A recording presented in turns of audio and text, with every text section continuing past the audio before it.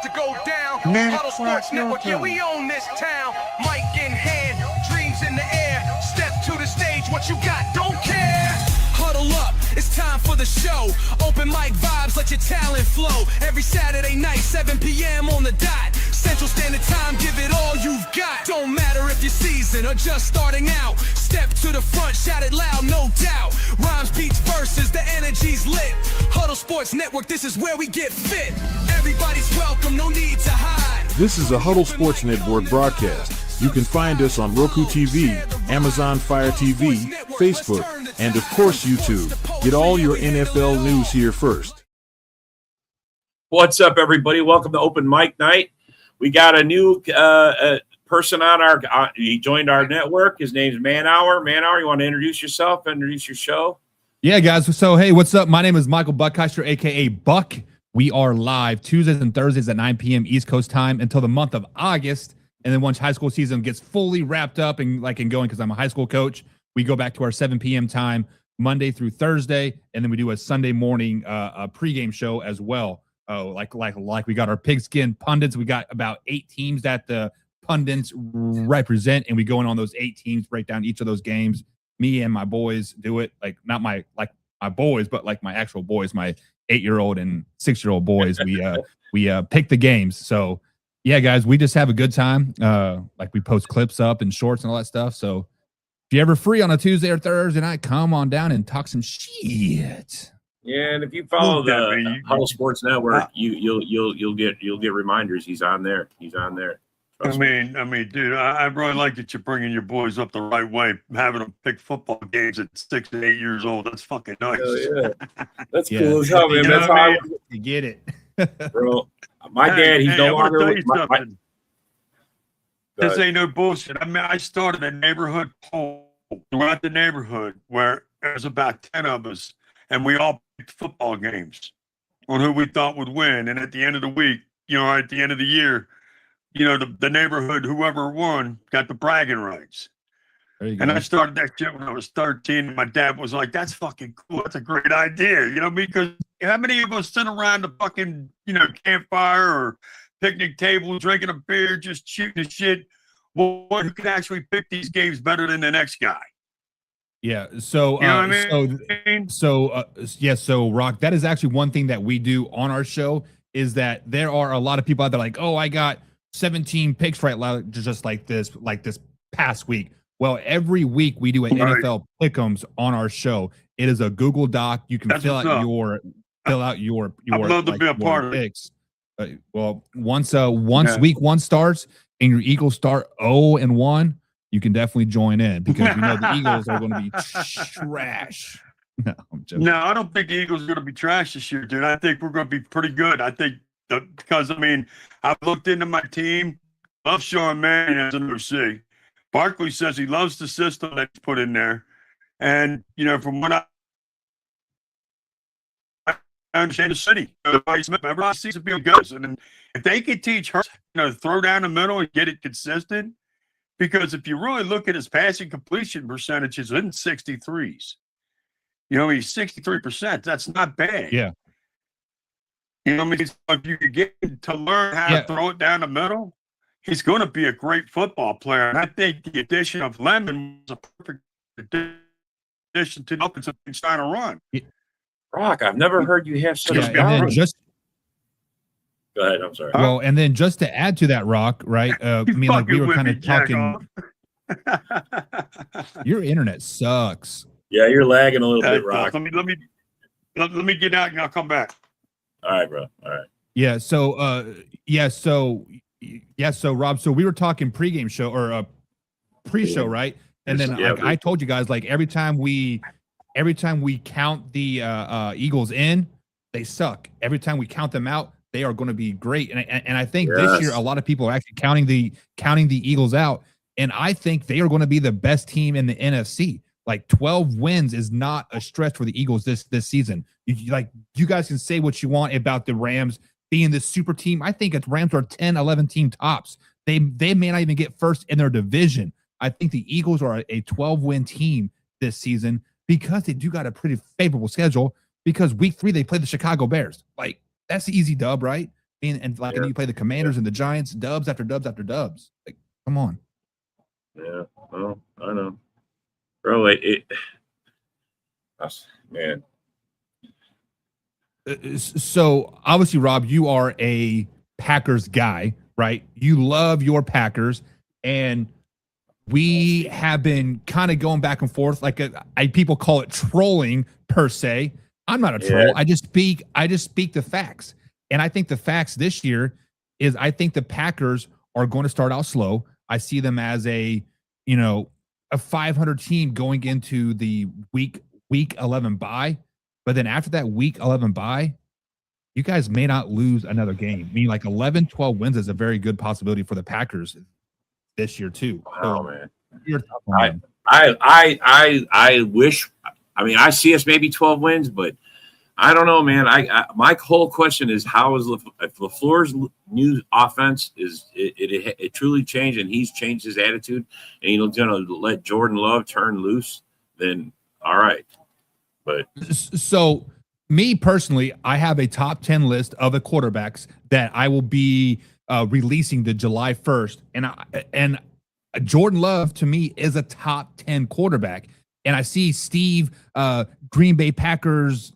Yeah, what does that NDYY mean? Just let me know. But as a Chiefs fan, I know what great quarterback play is, and I think Jordan Love is going to take that step this year into great quarterback play. 4,500 yards for him is not out of the question this season. With just like you have said it many times, having that number one receiver, the number two receiver, those defined roles in Watson and Reed, I think good things could really happen. I think the only weak part for your Packers this year is wide receiver 3. So would you go out and get a Tyreek Hill or a Stephon Diggs or even a Brandon Ayuk to come fill that wide receiver 3 role, or even a receiver 2 role and move Jalen Reed down? They're high on some of these guys they picked up. Honestly, I don't think Goody's going to spend the money on wide receiver. We just got rid of 2 guys. We had those guys. Right. And I don't see them going after another. They got a free agent. Man, I forget the guy's name. You picked up Sky Moore. Sky Moore. But he's only going to be a why? return guy. He's only going to be a return guy. No, he's just going to be the return guy. Sky Moore. I thought he was going to be a lot more for Kansas City, but he didn't turn out to be much. Well, I thought to be fair about Sky Moore, he never really got the chance to really fit the system, right? Just like what Rob just said, he is going to be a return guy, and that's what Kansas City Chiefs used him, was a specialty gadget return guy. Same thing in San Francisco, he was just that 4th, 5th receiver. Now, if he could potentially get a number 3 spot and be that guy, a nice little slot guy, I think he could have a very productive NFL career. Will he beat out Matthew Golden for that number 3 spot in Green Bay? Probably not, because Matthew Golden, he has a very high potential, right? The receiving core in Green Bay is very, very young. Well, they also have Bo Melton. He's been in the system for like 4 years. Although he's been flip-flopping back and forth. Some people don't put a lot of stock in him, but Packer fans like him. He's a fan favorite. They like who? Bo Melton. Oh, Bo Melton? Yeah. Wasn't he? Yeah, Stevie. Have they decided to because he's the one that they keep flipping from cornerback to wide receiver, right? Well, yeah, he's back to wide receiver. They've given up on making him the cornerback, man. Gotcha. That's over with. That clearly did not work.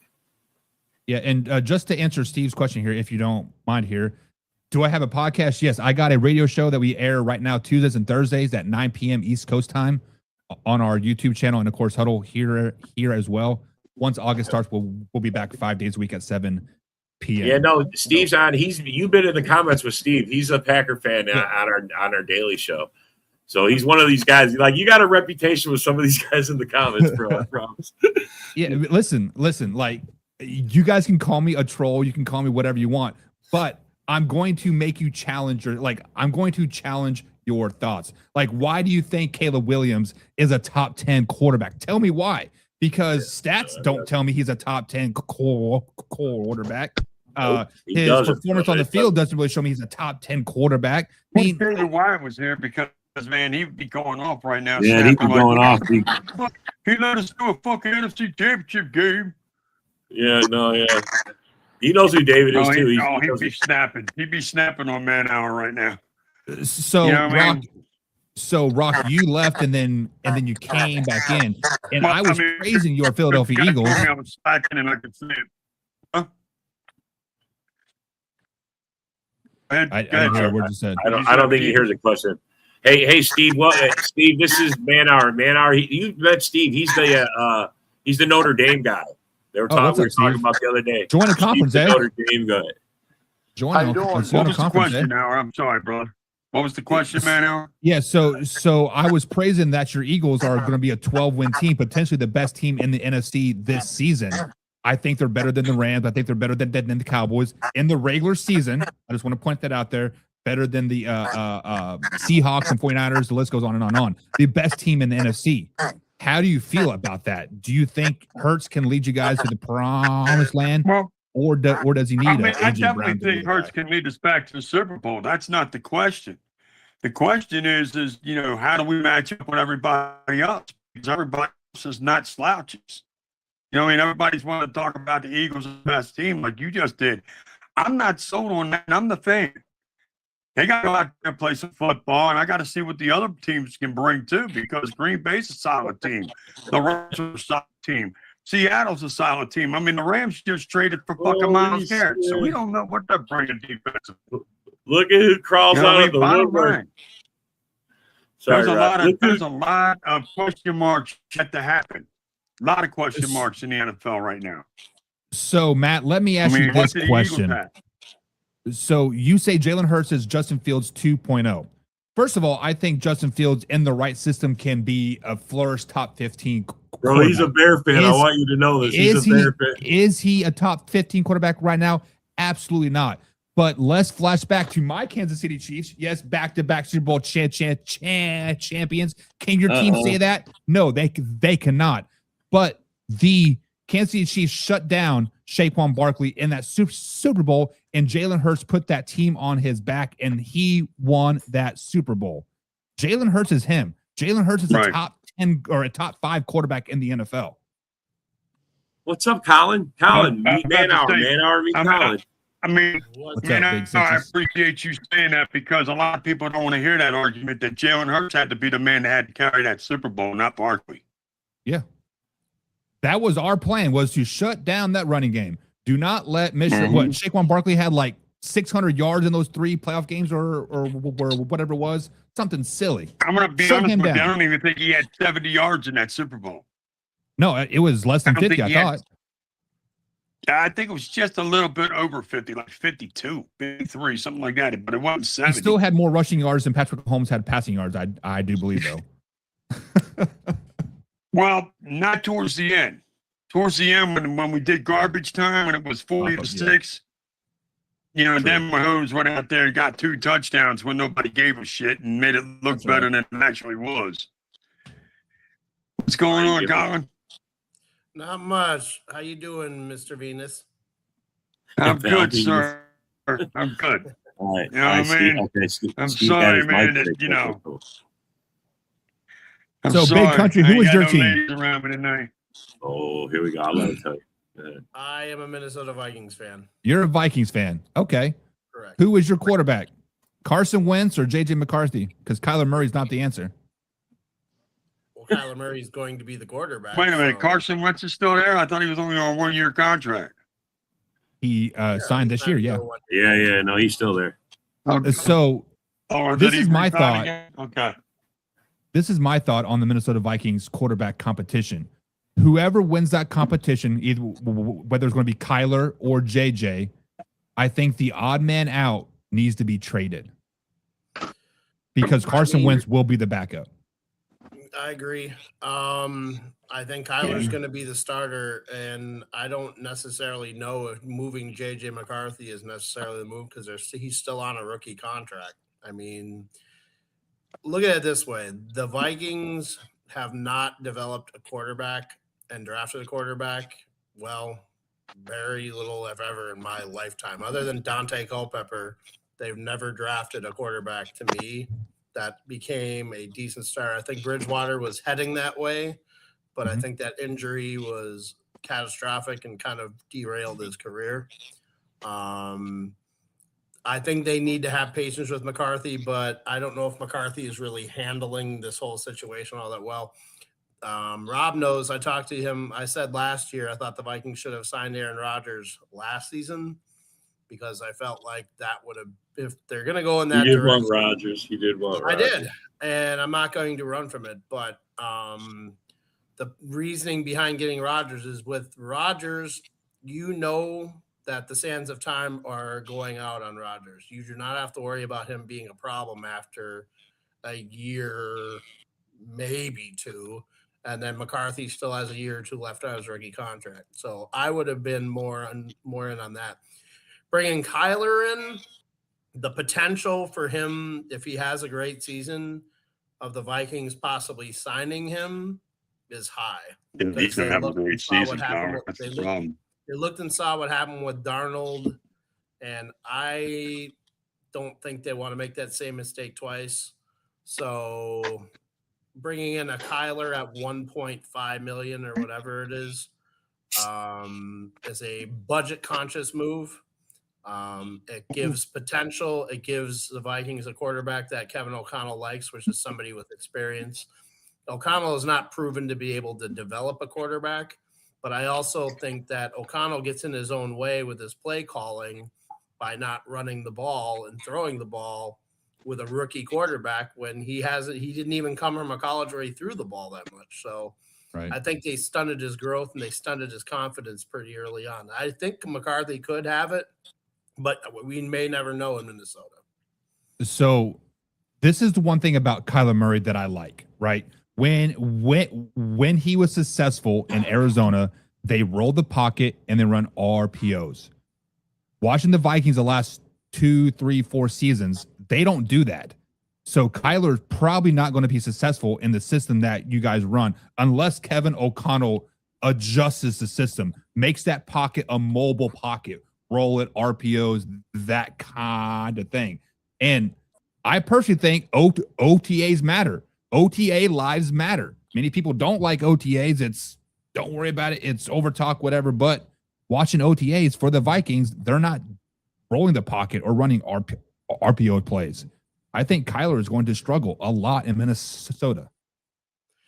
I think that he was an interesting pick up only because he's not he's a rolling pocket kind of a guy.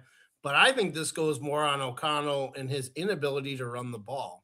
I thought they had made a great move in signing Jordan Mason or trading for Jordan Mason last season. I thought he was going to be very successful. They went and got offensive linemen, which was a problem 2 years ago. They didn't pan out. Kelly was pretty much gone. Jackson got hurt. Darisaw, they rushed back, so he wasn't fully healthy most of the season. O'Neal has gotten older. And Fries, who really knows? Because he was playing. I think people put a lot on Will Fries as being a bust, but I'm like, well, look who is playing around. Like, you got a backup center, you got a banged up O'Neal, you got a rookie guard that wasn't healthy for part of the season. So you had literally no chemistry. So getting a fair shot at trying to figure out what he was one thing. I think they did another good thing too in signing Juwan Jennings. I think he is a very underrated pickup to go with Addison and Jefferson. I think he blocks really well as a wide receiver, but it's all going to come down to whether they run the ball or not. They need to run the ball. That's what wins in the postseason. They need to have some sort of running game. And if O'Connell thinks they can just throw the ball 40 times and try and gun it into the end zone all the time, he's going to be in the same spot he was last year, and he might be no longer the Vikings coach. So you guys need to run the ball to be successful, but you did not address the offensive line in free agency or the draft. 6 wins pending, brother. They did. They drafted Caleb Tiernan out of Northwestern in the 3rd round. They drafted a center in the 7th round. They have, Donovan Jackson is a second-year guard that I think when healthy, we'll see what he's got.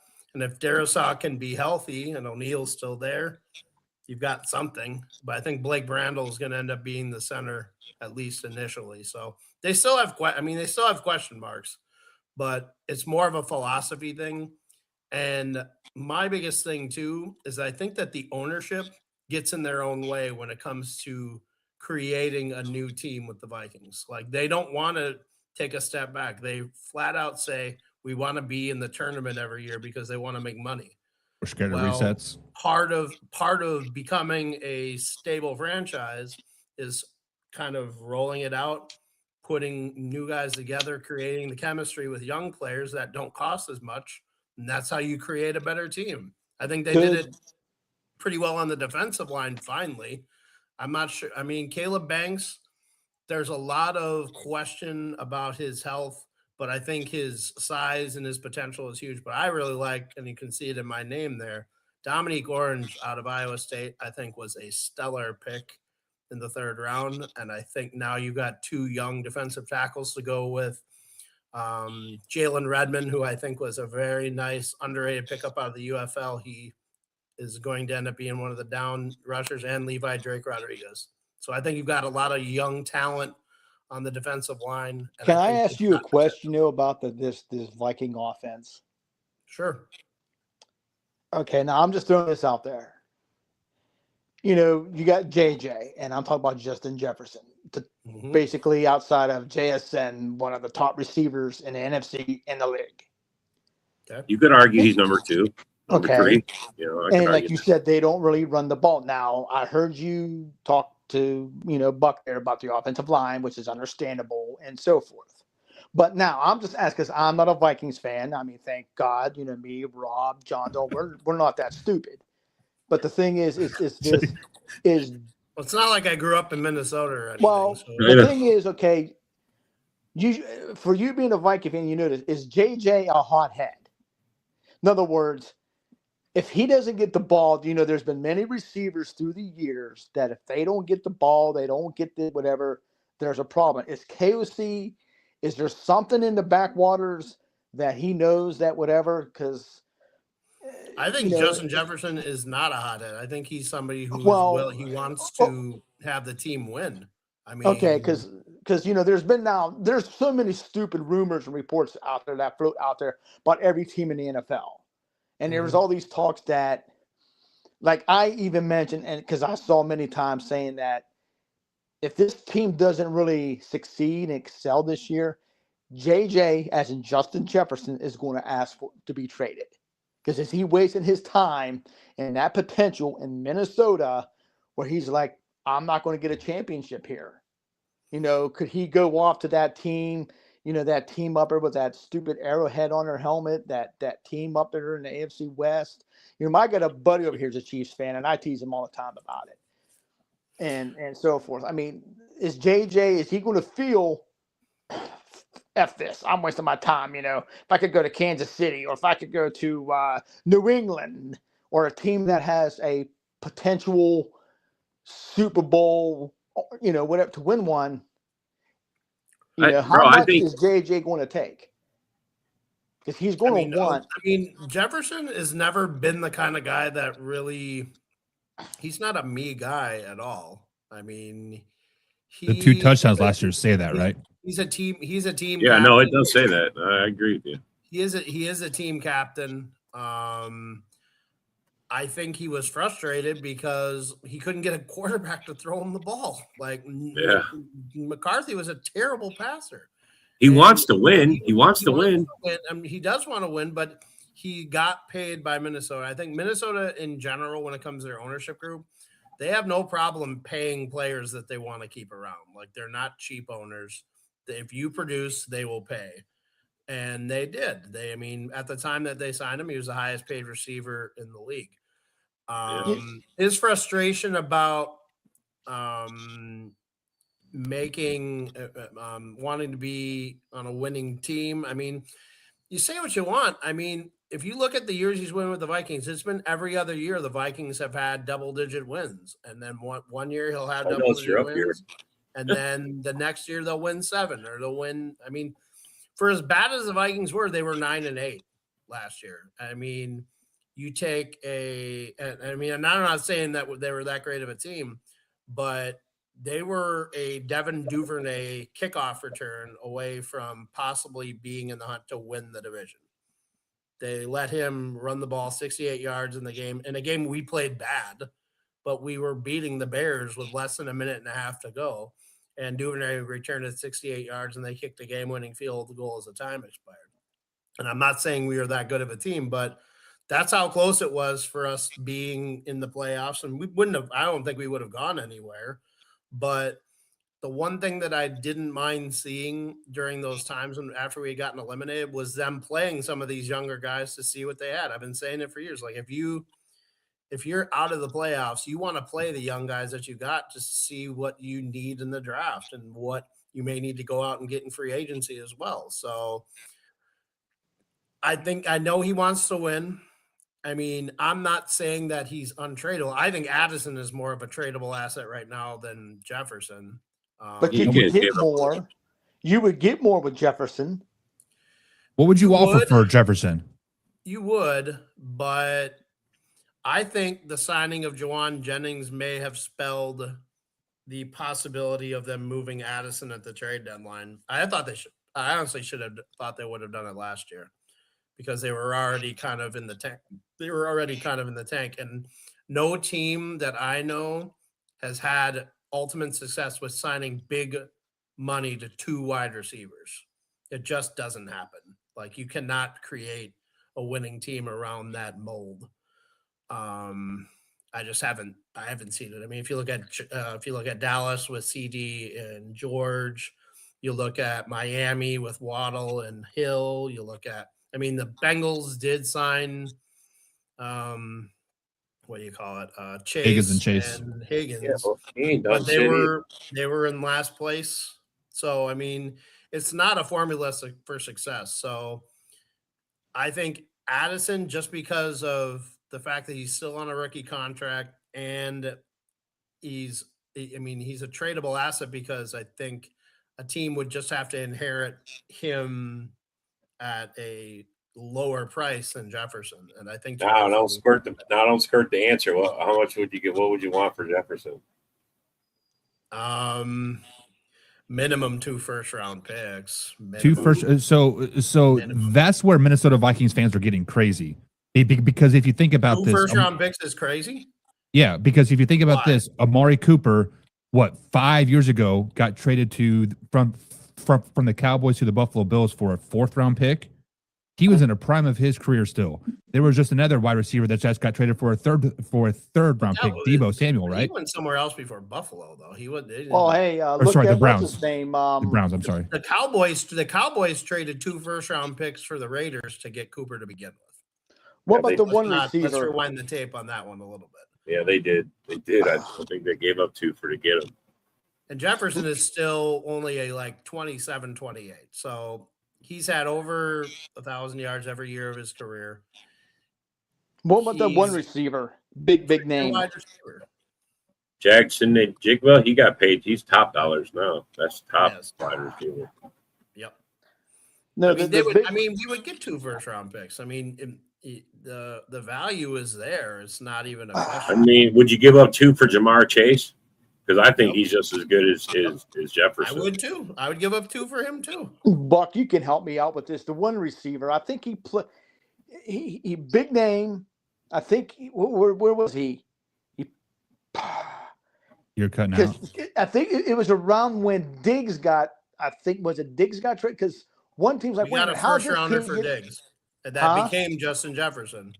Yeah, they got that. Yeah, that's how they got Jefferson. Yeah, but the one dude I think at the time he played for the Texans, and he got traded, and it was like, and then when they saw he had more Nico Collins? Hopkins huh?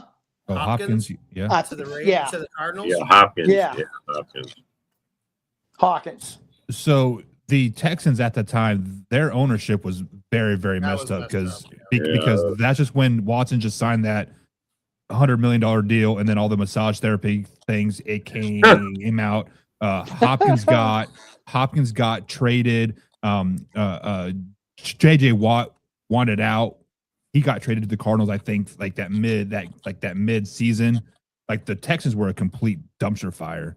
But to say that, so Neil, right? So just to say what you said here is that you have two high paid receivers on a team, they're not going to be successful. Like you throwing out Higgins and Chase, Pickens and CD, now Addison and like JJ. Addison hasn't gotten paid yet, though. They haven't paid him. No, Addison hasn't got paid yet. Right. Which honestly, Addison reminds me a lot of Rashid Rice. They need to be smacked in the mouth and like wake the fuck up, right?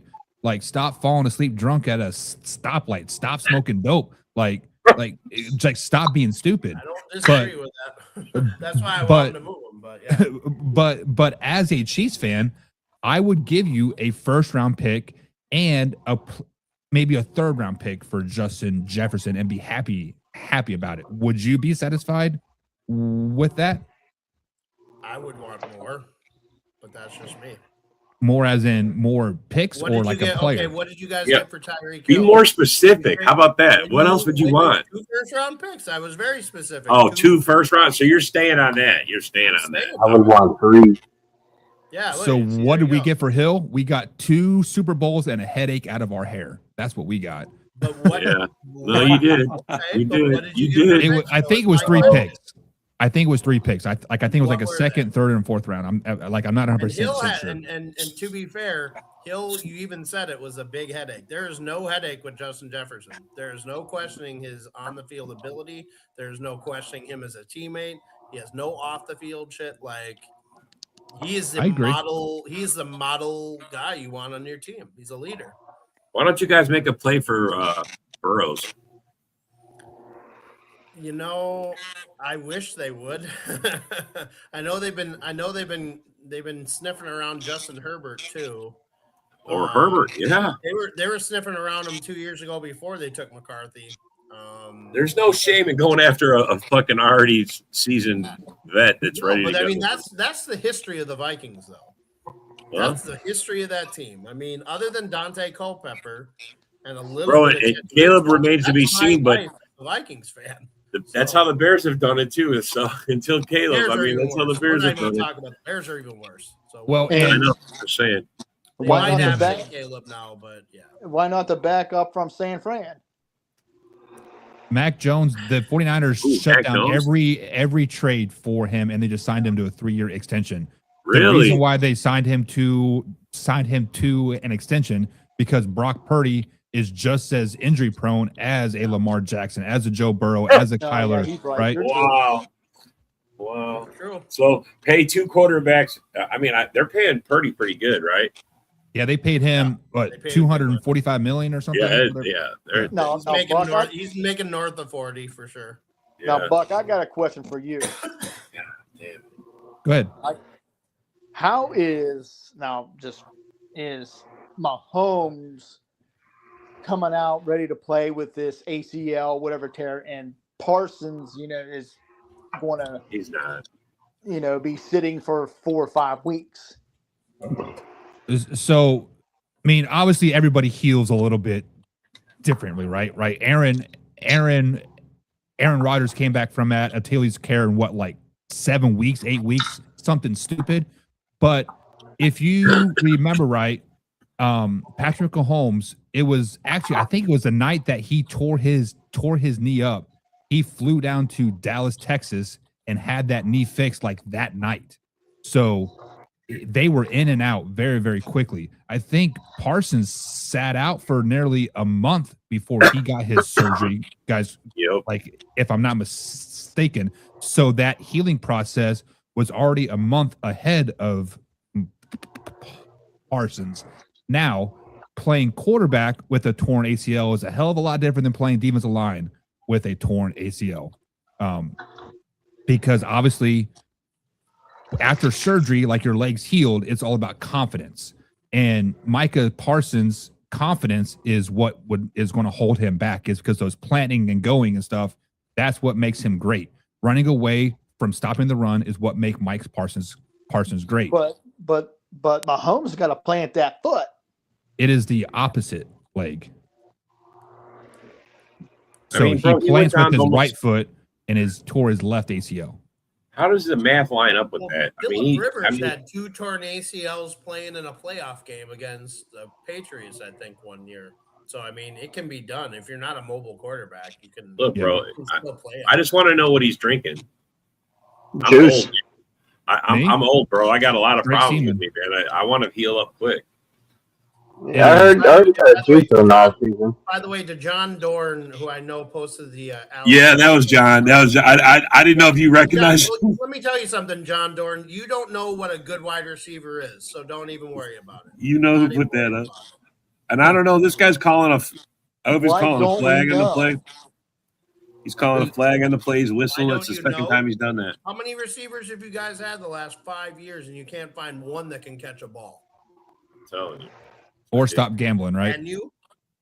Right. So let's revert back to this quarterback conversation in Minnesota, because after this season, there are 5 or 6 quarterbacks that are seasoned veterans that are going to be up for contract. CJ Stroud, Justin Herbert, Trevor Lawrence, Lamar Jackson, and Sam Darnold as well. Would you not entertain the idea of going out and overpaying for a Sam Darnold, overpaying for a Lamar Jackson or a CJ Stroud? I think Herbert would be the one they would have their eyes on if I had to pick one guy, because they've already expressed interest in Herbert before. So Herbert would be the guy that they would probably go after. And just to be clear, and I understand that a lot of these quarterbacks are on franchise teams or franchise quarterbacks, but I think it's time to shit or get off the pot. The time for CJ Stroud, for Lamar Jackson, for Justin Herbert. If they don't perform this season, their teams would be smart to move on from those quarterbacks. Just pull their band off and find somebody to win. Well, in particular with Herbert, I don't know if he fits what Harbaugh wants to do as a offensive coach. Like, I don't think they want to run the ball. They want to run the ball. And O'Connell, I mean, if O'Connell ends up being the coach, they want to throw the ball. Well, yeah. You got Jefferson, you got Jennings, and you've got Addison, essentially. That's well, a perfect offense for Herbert to want to go to. It well, makes all the sense in the world to want to do that. I'm going to back up John Dorn here about this. Like you said, when did Green Bay ever have a receiver that dropped the ball? Well, let me ask you Devontae this. Adams, I mean, that was Well, let me ask you this, Coleman. Let me ask you this. When did you guys really ever have a quarterback who can throw a ball like what the Packers had, who can actually throw that ball? The guy we did have just won the Super Bowl for Seattle, so we did have somebody who was competent. No. He did not win the Super Bowl. No, he did not win that Super Bowl for Seattle. He's a St. Louis Lions fan now. He did not lose. He did not win that Super Bowl for Seattle. That damn defense won that Super Bowl for Seattle. His job was to turn around and hand the ball off. Don't go putting them in Detroit Rams. Did he throw for almost 400 yards against the Rams in the NFC Championship? Didn't. I mean, still, bro, you can't say. Look, Darnold had his shot with you guys. I mean, honestly, our quarterback that we had was more successful than your current quarterback. Look, bro, until week 18, you guys and Darnold had an opportunity to be the best in the division. You could add the number. Yeah, I mean, because you were fighting for the division in week 18. You lost to the Lions. They took the division. Making the decisions, but you're saying that we didn't have a quarterback. We did. He didn't say that. He said, "When have you had?" I mean, bro, did you know he could go all the way to be a Super Bowl champ? Because he was. I mean, I didn't know that. But and what I'm saying is, wait. Let me emphasize this. What I'm saying is, it takes a team to win the Super Bowl, not one player. No, you're right. 100%. And what I'm trying to say is this. Green Bay, over the years, had quarterbacks who could actually throw that ball with emphasis. There's no one on Minnesota could throw that ball with emphasis. I kind of find it funny that your greatest quarterback of all time had his best year with the Minnesota Vikings, but continue. Hey, like I said, I played quarterback, okay? And I could throw when I threw the ball, that ball was coming, and it was hard for people to catch it because that ball was coming. So why That- did Brett like- Favre have the best year of his career with the Vikings? The heat is out. Took him going to Minnesota to have the best statistic year of his career. He had the best year. Favre had the best year going with Minnesota. He did. How? When he won a Super Bowl Statistically, with he had us. the best career year with Minnesota. How? When he won a Super As Bowl far with as us. stat wise, he's saying. Touchdowns versus Stat-wise. He's saying interceptions, stat-wise for the passing season, yards, bro. What he's saying. QBR, everything. That was his best year of his career. Well, hey, well, okay, stats, whatever. Best year was with us when he went to 2 Super Bowls. As you When guys he know, won the- stats Who was lie. the MVP in that Super Bowl he did win? They don't tell the whole truth. It We was Desmond discuss this. Howard. Right, here's A-Dub. He discusses this all the Okay. time. Right, A-Dub? Stats don't tell the whole story. I mean, it's like I see what you're saying, yeah. You know, Lost and Denver, whatever. But he like I threw- said, he threw an incomplete pass against Denver. So I mean, but like I said, Justin Jefferson never had a quarterback outside of in college with Burrows to throw him the ball like other quarterbacks can. Now you sit there Cousins saying didn't that our throw guys to him drop for the like ball. 1,500 yards a season. You know, hey, like I said, Did he? the sun shines on a dog's ass every once in a while. Cousins averaged 4,000 yards a year with the Vikings. What are you talking Steve's about? got no Sun love, shines on a man, dog's no love. ass. What are you talking about? Well, the thing is, no, I'm not trying to. It's that. What's funny is that through the weeks and stuff, I go on a bunch of pods, and all the 3 teams in this division, you know, their receivers are top dog. Now, I ain't going to take nothing away from Justin Jefferson. No, I will not. No, I will not. Oh, Watson this, Watson that. If Watson injuries happen, didn't get hurt, he has easily over 1,000 yards. He has easily more touchdowns than what he has had.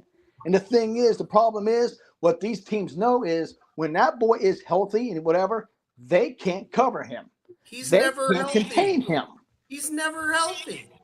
He's But- never but- been but- healthy. Hey, okay, You but can see say what you that all guys are you want, saying but is he's never been you healthy. guys. He's never had you- over 600 yards, 700 yards Hey, a season. But when He's never been healthy, hey, ever. bro, What do you mean, injuries bro? He have was been. never healthy. Right, injuries He have been. hasn't been his whole career. But that's This is your 1 only year. It's his whole okay, career.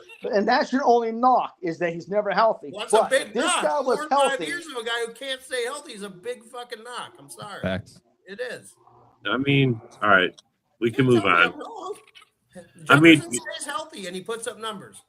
Simple as Now, that. last year, 2 touchdowns isn't numbers, That's bro. because he didn't have a quarterback who could throw him the damn All right, but ball. And All right, what but you look, think he I'm told just me- saying, though. He still Yeah. had over 1,000 yards. wait, Even last with year, the did guy he who have a couldn't throw the ball. Did he have 1,000? I didn't know if he had Yes. 1,000. I thought he had like 800. No, he had over 1,000. So to be fair, the Packers have had game-winning quarterbacks, right? The game is on the line. You want the ball in Aaron Rodgers' hand. The game on the line. You want the ball in Brett Favre's hands. The Minnesota Vikings have had game-managing quarterbacks. Kirk Cousins is a game manager, not a knock. It's just who he is, right? He does not go out there and elevate the play of his other players. So if the Vikings could get a quarterback like Aaron Rodgers per se and elevate Justin Jefferson and Addison and all them, Super Bowl is a very, very real possibility. Oh, Colin saw it last year. I He was one wanted that him. said we should have signed Aaron Rodgers. Yeah, he So, wanted him. I Colin wanted wanted him. He's like, we win a Super Bowl if we get, but he wasn't a popular Well, I one. don't Vikings know fan. if Right. we were going to win the Super Bowl. Well, but I thought right we had now, to win. this year, That's for sure. well, right now, this year, much of the season for the Vikings depends on what you get from Kyler Murray. I agree. Well, I mean, 100%. if And I don't you- know what- if- and I don't know what we're going to get from him. I don't. I don't heard know him- if I heard O'Connell JJ was the right outshined him in coach for him. I OTAs, don't bro. know if- What are OTAs though? I mean, I have no OTAs idea. don't matter. OTAs. OTA lives matter. They do matter. OTA matter. OTA lives matter. If you guys want some merch, I'm getting those t-shirts made just to Are you OTA Okay. live matter? listen. Dak on Monday is going to hate me because Yes. it says training camp lives matter. Yeah. I'm gonna But love it. Genzer, you love some Aaron Rodgers. Like, Oh, he loves. He's growing on me. He's growing on me. He's growing on you. He's your starting quarterback. He better grow a lot on you. is he growing on you because of his past, like, 10 years ago, or growing on you now that his wife is not fake and we actually seen her? I don't even. I wouldn't agree with you. I don't think his wife is real either. Like a hippie.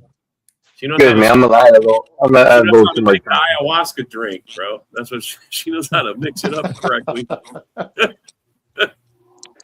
Aaron Rodgers You actually know, got she's like Yeah, John he Cena. got I can't married, see her. bro.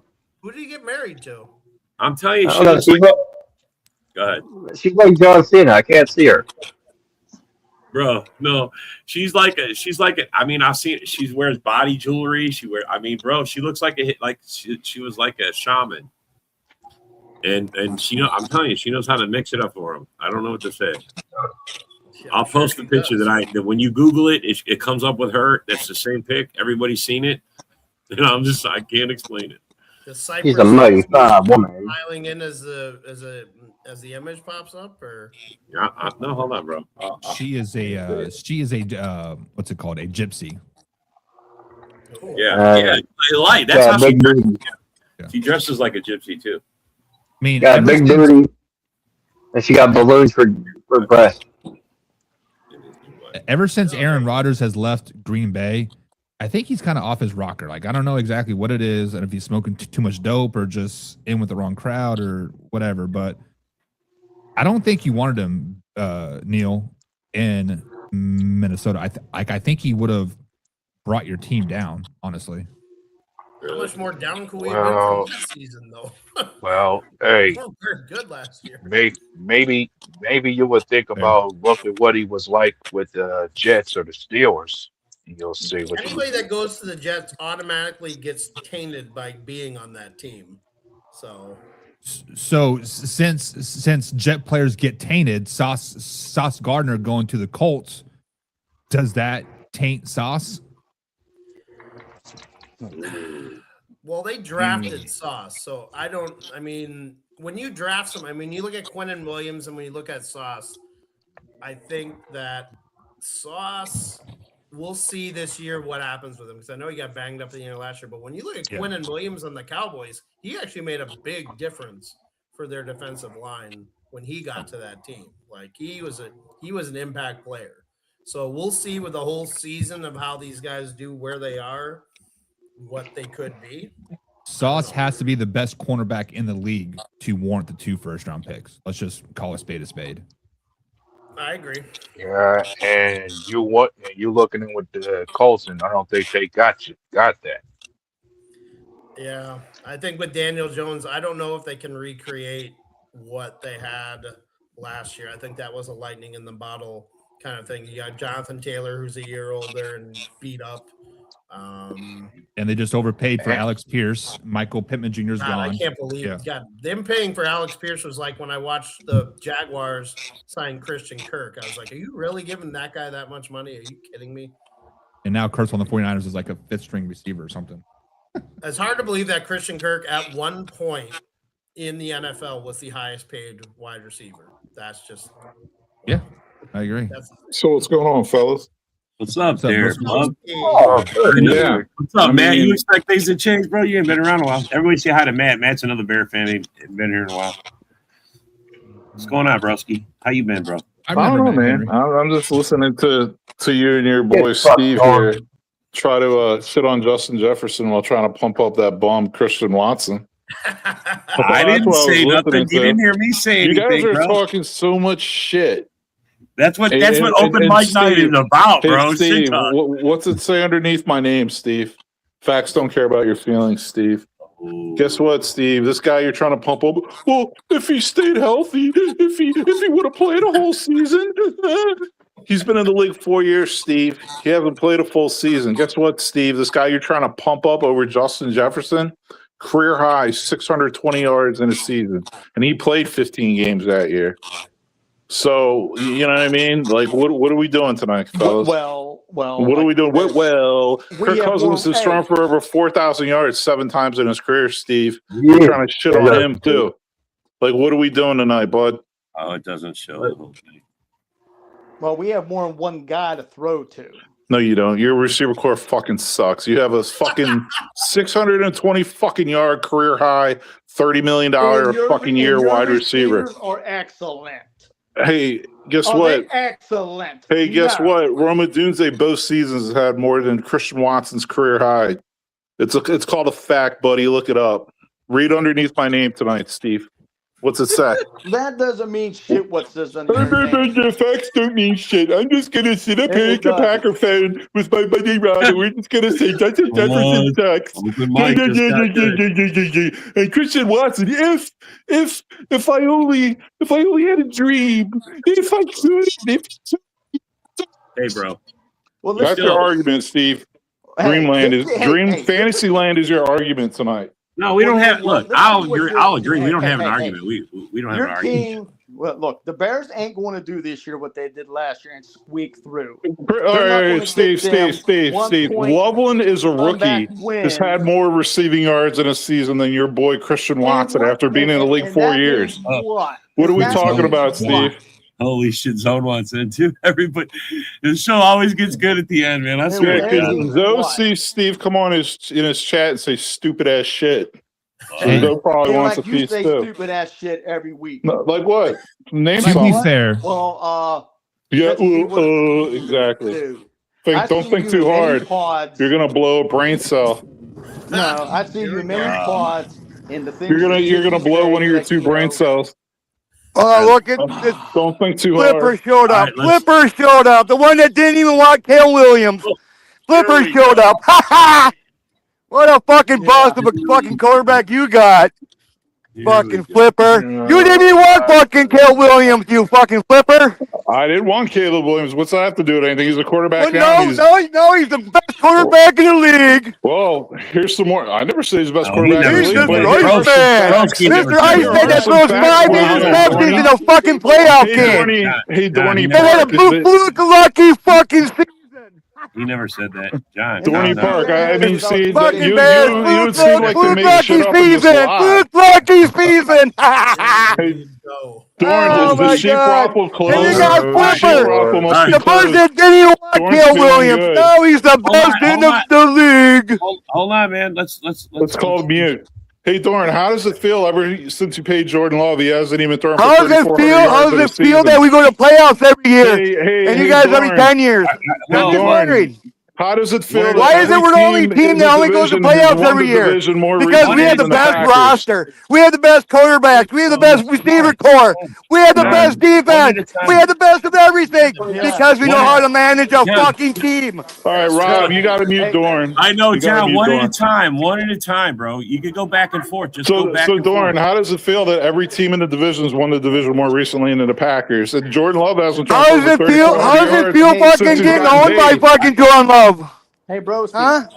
Broski. Yeah, this is what you're gonna get from Packers fans. A bunch of just making up hey, bullshit and screaming. Oh, you just had one because the fluke lucky sheep raffle's season. closed. Hey, broski. You got to try to go raffle, Dorn. The sheep raffle must be closed. See, one thing about it, we're always relevant. Every year we're relevant. Not the Bears. No, you're not. Yo. Hey, What? broski. One at a Hey, time. broski. The only What y'all thing you doing? Bear fans. Hey, Steve, shut up. Shut up. The only Bear thing you Bear fans. Hey, Steve. You guys are coming on hinge. I love Christian Watson. He's so good. 620 yards. Watson's better than anything you got there, fucking broski. Mr. Flipper. Why don't you He's just definitely play the not. regular fucking season? Yes, he is. I can't hear what By a you're fucking landline, man. You got nobody for receivers. So it's great. Just listen, Oh, so it's great. John is super loud. Once you play the regular season and shit, Is that you so? guys hang your hat on Is win that the division. The thing is, when you guys get to a Super Bowl, win one, Hey, Steve. and whatever. This is then if I were talk. you, I would try to go to those Then places too, talk. since I'm just demolishing every dumb fucking thing you said tonight. I would do the same thing.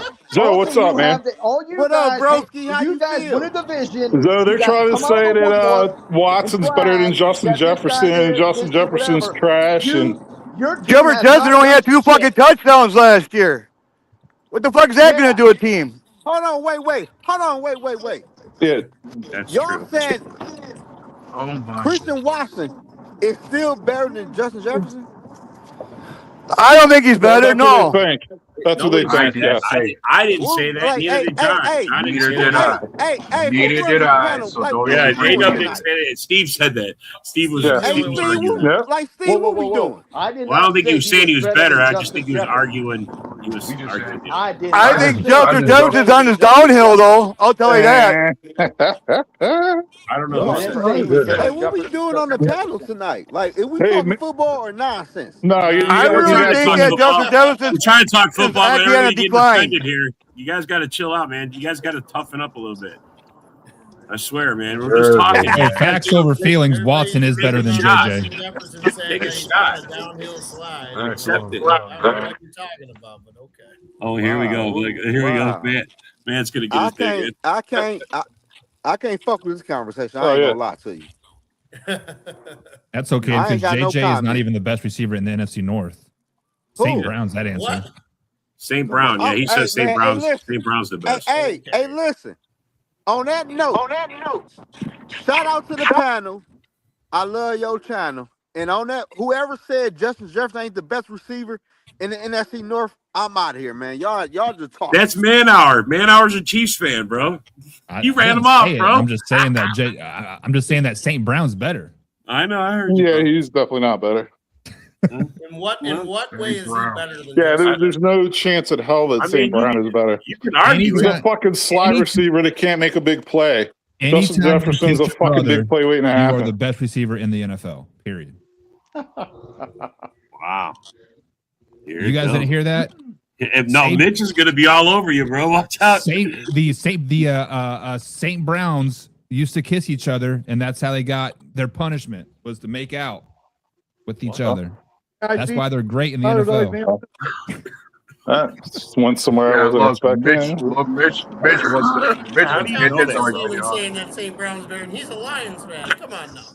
No, I know it, bro. Mitch never agrees with anything. Shout out, Mitch. I know. I won't No, even say guys. St. Brown's better than JJ. He's like he won't I agree. think JJ's the number 2 receiver in the NFL. Hands down. JJ. I don't know about that. I think his best time's behind him. Once he gets a solid quarterback play, he'll be in. That guy's 1,500 yards every year. That's the question. Solid. Yeah, and how many touchdowns too? Well, Okay. yeah. I mean, Zorn's if you never go looked down at his that route, stats. how many touchdowns does Watson have? I mean, Watson's about a 500 to 600 yard a year receiver. Yeah, but he gets about 7, 8, 10 fucking touchdowns. I'd rather have touchdowns than fucking yards. Who makes the playoffs every fucking year there, Broski? Who makes the playoffs every fucking year? Watson does. What about Jefferson? What the fuck has he done in the playoffs? He's hurt. Damn He's nothing. hurt most of the I wouldn't time. mind if Sit you your guys ass fought. down, motherfucker, you little flipper. I wouldn't mind if you guys fought, buddy. You guys would pick a different topic. You guys are arguing the same shit. Fuck. Exactly. Well, that's what happens when you say dumb shit and you get called out. Well, when K. Dotton is the number 2 receiver, or the number 2 tight end in the NFL. Yeah, you're crazy, bro. Dude, that's another one. He said K. Dotton's the number 2 tight end in the NFL. You guys believe Projected that shit? 2026. He is better than Who's Lovely. K-Dot? K. Dotton, exactly. He plays for Tampa, right? That's who he plays for. Kendrick Yeah. Lamar? If we were to argue Puka Nakua is better than Justin Jefferson, I'd be in on that. But that's about one of the only couple guys. Is it sober Puka or Nazi Puka? Vampire Puka. It's love bites, Puka.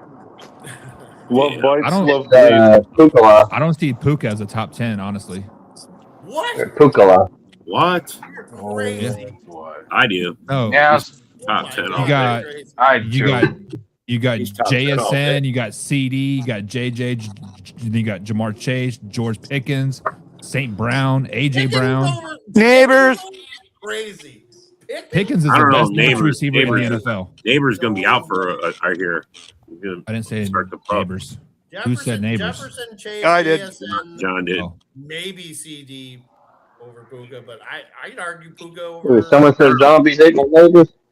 You know who is going to have a great year? Jalen Watson. Naylor, or Jalen Naylor in Vegas. Watson's gonna have a big year. Jalen Naylor. Yeah, Watson will be out by week 7.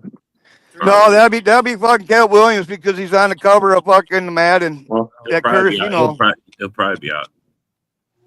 And we don't have to stop on the hour, guys. There's no show. That Madden curse, you know, that's real. You guys can keep talking shit if you Yeah, want. the Bears already cursed in case you haven't noticed.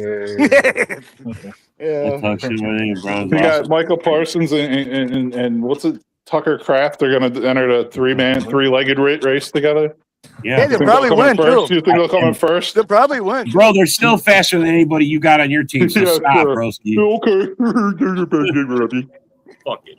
Robbie. What do you got fast on your team? Who? Besides your new guy. Oh, we drafted a receiver in the third round. That's supposed to be the seventh round. Guess what? DeAndre Swift could fucking run faster backwards than anyone on your fucking team. You're broke down ass. Josh Jacobs broke ass. You don't even have a pass rush, dude. You got no pass rush. Your running back You can't even stop the run. Swift's on his You guys didn't fix any of that in the offseason. Well, they did fine against you guys doing that though, didn't they? Yeah. We weren't really that good at run game last year. Exactly. And we still made the fucking playoffs every year. But what about you? You guys had a fluke like a season. Everything that had come your way. I mean, every team in the division has won the division more recently than the Packers. So, I mean, I don't know what you're talking about. Maybe we should call the show. You guys are getting nowhere. Anyway. Indeed. Well, that's because I own fucking Flipper. I don't know where that name is from, but because he always fucking Gil sucks. He pays his bills. Super Bowl. I don't know about that, bro. You got to temper Well, the thing is, the only thing you guys got to hang your hat on is winning the division. You guys have no talk about winning a Super Bowl. well, you guys ended the season on a 5-game losing streak, 2 of which were to the Bears, bucko. Well, but see that. Well, I'll give you that. Hang your hat on that. Well. That's all you have, bro. And then we won't see the Bears for another 10 the years. rivalry's real up in here, bro. Now we won't see the Bears for another 10 years. Holy shit! You guys win the division out of so many years. Yeah, I think it's real smart to invest $140 million on 3 players. That's where the Packers fucked up. Hey, that's biting them in the ass, bro. Why are you talking shit? You guys are going to be doing the same thing with Caleb's contract. Man, you guys are broker than hell. What the hell are you talking about, bro? Are you talking? Rob, maybe you can predict the future, Rob. I sure as hell can't. But you know what, Rob? They haven't done it yet, so. For you to just be like, oh, that's like Steve saying. Third highest defense is the worst. No. That's like Steve saying, but if Christian Watson played a full season, if Christian Watson played a full season, hey, bro, it'd be what about so that, good. broski? Third highest paid defense, and you guys are the worst. Well, that is true. You guys were the third high paid So we got Rob the fortune teller. Who can see into the future? I'm just saying, bro. But Rob, what's happening is it's actually a fact right now with the Packers, right? They have like 130, 140 million. Bro. Watch. Hey, bro. He's on year 3 of his rookie deal, dude. It hasn't happened yet. It's coming around. Okay, it's coming around. There you go. Well, it's already here for the Packers, and guess what? That's why they're going to finish last in the division. That's why they're going to finish last in the division because it's already here for the Packers. You need to stay off the Colin Coward show.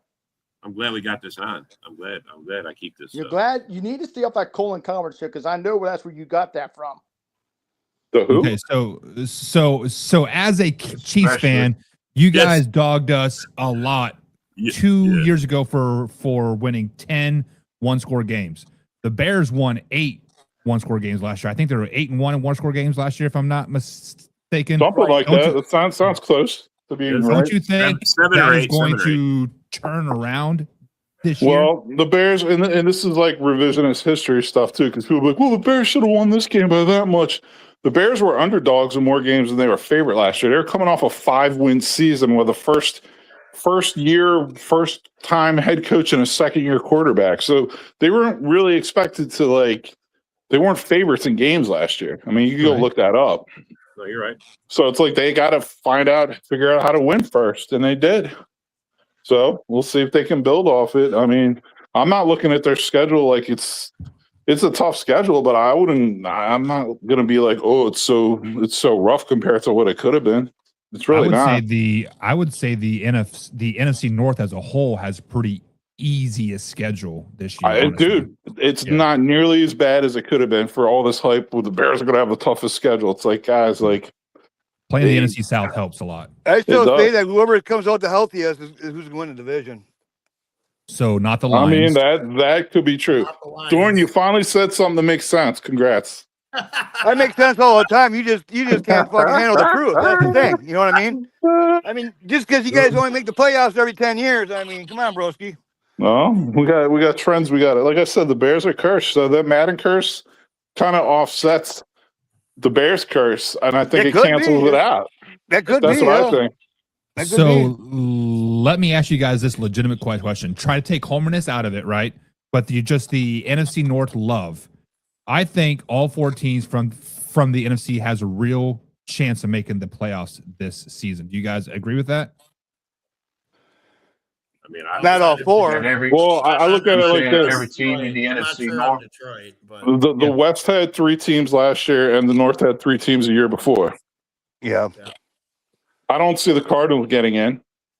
No. Are the Seahawks? I mean, they're still gonna be pretty good, right? So What about the Bucks? I don't know. They might take a downfall too. I think somebody has 11 to win that wins division. will get you a wild card berth this year. So that How means many? the Vikings are 11 wins, Lions are 11 wins, Packers are 11 wins, Bears are 11 wins. Plus, because I don't think I don't think the 49ers get 11 wins. I don't think the Seahawks get 11 wins. I don't think anybody from the NFC South gets 11 wins. The only push you might have is from the New York Giants because they are a sleeper team in the NFL this season with Harbaugh and Jackson Dart and those guys. Yep. Well, when you speak of the 49ers, I say even that team's got health issues themselves. Like too many key guys on their team get hurt a lot. That usually hinders them most of the season. I think everybody's I mean, chasing the Rams. I mean, they did. Everybody's I mean, chasing the the Rams. 49ers did have their story of losing Fred Warner and Nick Bosa for half the season last year. The Rams Yeah, are they a still problem. played really well. The Rams are a problem. Rams are a problem. I'm sorry. You go out and get Myles Garrett, you get Trent McDuffie, and those are the 2 problems that you Jalen got Watson. going in. Forget about it. They're the number 1 seed. I think Myles Garrett is highly overrated. He has great personal stats. Steve, go lay He down. has Steve, go. he has Dude. great Oh, personal that's man stats. hour. He has great personal left? stats. But does he elevate his team? Dude, he's on the fucking Browns. Like, are we really doing this? I mean, Like, are we you really see a doing great this? player elevate your teammates. Micah Parsons, he does. Yeah, it he's right. a defensive end, and it makes it a lot more difficult as a defensive end when you don't have another defensive end who's worth 2 shits, or a D tackle who can rush the quarterback, which he Aiden didn't. Hutchinson did it a couple years ago. Not to mention. Well, you're Aaron comparing Donald may Aiden come Hutchinson back. to Garrett? Come on, man. Aiden Hutchinson has had double-digit sacks twice. Garrett set the fucking NFL record. What are we doing? Individual stats, correct. Great individual stats. Hutchinson made that defense That's what better makes a it couple more years ago. impressive by Garrett because the other team's offense, all they did was try to stop him, and they couldn't. And guess what? Yeah. As bad as the Browns are, they still have a better defense than the fucking Lions every year. The Browns arguably have a top 5 defense every year. They're all both, but he didn't do anything, right? He's Miles the Garrett didn't reason. do shit. Okay, He's the reason. yeah. Him and Okay. Denzel Ward are the reason. So yeah. You guys think you think they're going to lose anything with Garrett going over there and getting versed? You think? I think they got better. Well, Garrett has what? Verse has what? 12 sacks in his first 2 years put together. Yeah, So, but I Jared see the Verse swap. One's got experience, one's youth. You get youth out of it. Well, Verse is going from an outstanding program with outstanding coaches to the mistake by the lake.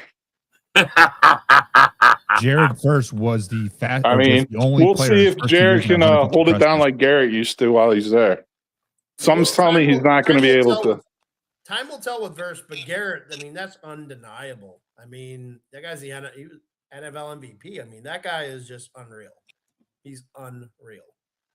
I think the Browns are going to be the most slept on team the entire NFL this season. Andrew Berry has nailed the draft the last 3 years, and then they got 3 extra picks. for this Myles Garrett trade, they are going to be a really big problem. They I'm draft And well. gonna 2, tell you 3 what, years. man. Well, I as like you the say Monken. that I about like the the Monken hire. I thought Monken was a good hire for them. Yeah. And I think this Well- year it's just going to be bridge quarterback year. No matter who starts Right. between Tupac Sanders and what's his face Watson, it's a Can we bridge. all It's agree a that- bridge season. They're neither one of them are the future. Can we all agree that Taylor Green should like start there? Who? Taylor Green.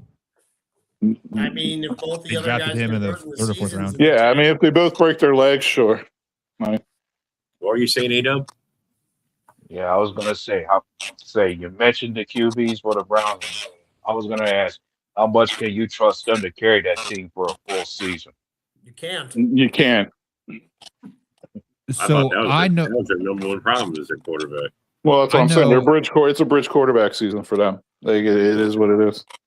So But they have I- made some good draft picks, and they made a nice Know the what could be a nice head coach hire. So when we think of Deshaun Watson, we have to think about what he did in 2021, right? When he had an MVP year, or was it 2020? I mean, Granted- you granted can that was 6 reference years it, but ago. that's a long time ago. It was a while ago. But He hasn't been the But same the skill's since, and still he's there, never right? Been any good with Cleveland. Yeah, see, his skill set's probably still not there, not at that level. Okay. Yeah, He might be able to be good. He might be able to be a We've seen- solid quarterback still, but he's never going to be at that level. yeah. We've already seen Deshaun Watson regress from that year going forward. has he been healthy How- since then, though? That's How the much real of But question. that's Deshaun part of it. Watson's I success mean, was that's part of also- it. How much You of can't- Watson's success was also linked to DeAndre Hopkins just being an all-world wide receiver too? That is a very fair statement. Yeah. I mean, granted, they do have Jerry Judy that some people claim he's a top 10 talent. Well, some people smoke a lot of dope. But Fair. Apparently, meth is a big thing still in Pittsburgh. yeah. What? And they got, and they have high hopes on that Casey Competent or whatever his last name is. I actually like the second guy they took more than Concepcion. I thought Concepcion was a reach, but they took another guy that I like more. It was Boston, right? Huh? Wasn't it Boston? That's the guy they Yeah, took. yeah, Denzel Yeah. Boston. Yeah, they drafted. I like him more than Concepcion. Oh, Fallon's. He had a Washington or something like that. Yep. Yeah, and Fallon's fucking gonna be sick, man. Harold Fannin is a very underrated tight end. He has the potential to be a top 5 tight end this year. He has the Who? potential. Who? Harold Fannin. Oh, yeah. Honestly, I think the Browns got a better offense when they let Njoku go as well, because I think Fannin Jr. needed that true number 1 tight end status. Yeah, my only question with them now is like, I don't know if Judkins will ever be the same player. Yeah. Juggins being what he, He was was a beast. before he got hurt. That's Yeah, a big thing with them. That's doubtful. And Sampson, I mean, he's just like at best an okay backup. You know what I mean? Just a guy. He's a jag. He's just Yeah. a guy. How did Judkins get hurt? It's not ringing on the bell. Oh, Like in my head. catastrophic leg. Yeah, injury. bro, his leg snapped in like 5 pieces. Oh, really? Shit. Yeah. Yeah. That's a- It was Bro, like a Marcus that was like Lattimore. the biggest thing last year with injuries. Oh my god, how many running backs went down? I mean, if he snapped his leg in 5 pieces, Jay Pacheco from the Chiefs 2 years ago had a hairline fracture in his leg, and he's not the same Yeah, player. that's what I'm saying. So yeah, that could be. Pacheco had a very straight ahead running style. It's almost like Scatable. He has a very straight running Yeah. edge style. So you're bound to get hurt running that way. Judkins was very versatile. He just got hit the wrong way and it went snap he crackle. was a pop. great running back. And I think that would probably hurt his style even more, having probably steel rods and plates in his leg and not being so, It's kind shaky, of I like what guess. happened with Nick Chubb in Yeah. Cleveland when he had that bad injury there too. So So I can't even mean, believe that Chubb's guy a free agent. Yeah, there's a reason for that. yeah, there he might be. Beth is more big outside. Shout out Yinzer. That was a good one. Yeah, he's outside Pittsburgh. Yinzer, Mean streets of Pittsburgh, the Iron City. the Iron. Well, he was on. Picking pockets outside of Permani Brothers. That's all they're doing out there. Guys, I'm not gonna lie, I really like the Eagles this year. Like I think they're going to do. They're going to. Well, and that's some one work. thing that pisses me off about the Vikings. They had to trade them fucking Grenard. Bad move. Bad fucking move. They did. Well, I mean, they had When to it comes- trade him because it was going to be like Oh the Neil no, Hunter they situation. didn't. God damn it, no, they didn't. Oh, They did. They got nothing. That's they the could have biggest paid problem I him. had. A couple of years ago, before Daniil Hunter signed with Houston, we had a shot at trading him to San Francisco for probably a first round pick. Otherwise, they went and got Chase Young instead. They would have given us a first for Hunter, and I would have ran to the bank. But they had already said they weren't going to re-sign him. And I'm like, if you already put that out that you're not going to re-sign him, why would a team trade anything for him? So we get a compensatory pick for a guy who literally was one of the top 5 sack guys in the NFL over a 6-year period, easily. So Grenard, they're essentially paying him what he was making. Yeah, but the Eagles are paying him essentially year by year what he was making year by year on Minnesota. That's why I don't understand why they didn't just extend him. He was banged up towards the end. He's on the wrong side of 30. So I understand why they did it. I wish we could have gotten more. I wish we would have done it at the trade deadline last year, but he got hurt before that. So, and Minnesota, for whatever reason, I don't know. They make dumb moves sometimes. I mean, trading twice for Cam Akers, trading away a farm to get TJ Hawkinson. Like, I don't understand some of the moves they made. Trading to bring Thielen back. I remember that one last year. That was weird. And re-signing Aaron Jones this year. Like, I don't know why we redid that. I don't know. So weird question here, because now you guys got a general manager. He was the Seahawks personnel, something other, right? Yeah. Do you think he tries to bring back Sam Darnold to Minnesota after this year? That's a good question. Because he was kind of responsible for bringing him in. So that's what I thought. Curious on that. I think the people that are at risk with this general manager, because I don't think the ownership brought him in to just be a yes guy. Like, he is a legit football guy. Like, he helped Seattle really build that team that won the Super Bowl. When you say people, do you mean Kevin O'Connell? They're going to let him do what he wants.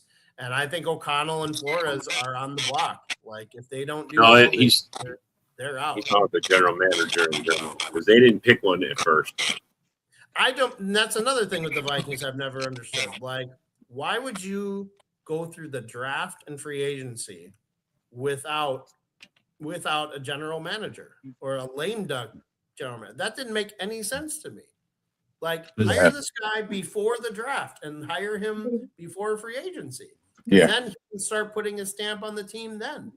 Does that mean that Kevin O'Connell's the default general manager? Maybe there are things that he doesn't do, but that's a good question, man. I'm sorry, Colin. I thought you were done. My bad. No, I'm done. No, but what Manhauer said, does that mean that like KOC was the default general manager? I know, was it Rob Brzezinski like did the draft, but I'm sure KOC had his input on things. Oh, he had it. Well, I mean, honestly, that draft, by who they drafted, I think Flores had the most influence on that draft, because if you look at the first few picks that they took Caleb Banks in the first round, defensive tackle. Jake Golday, who I really like as a linebacker, in the second round. Dominique Orange in the third round. You took an offensive guy, Caleb Tiernan, but he was a lineman from Northwestern, which I know, Broski, you like him. Yeah, good player.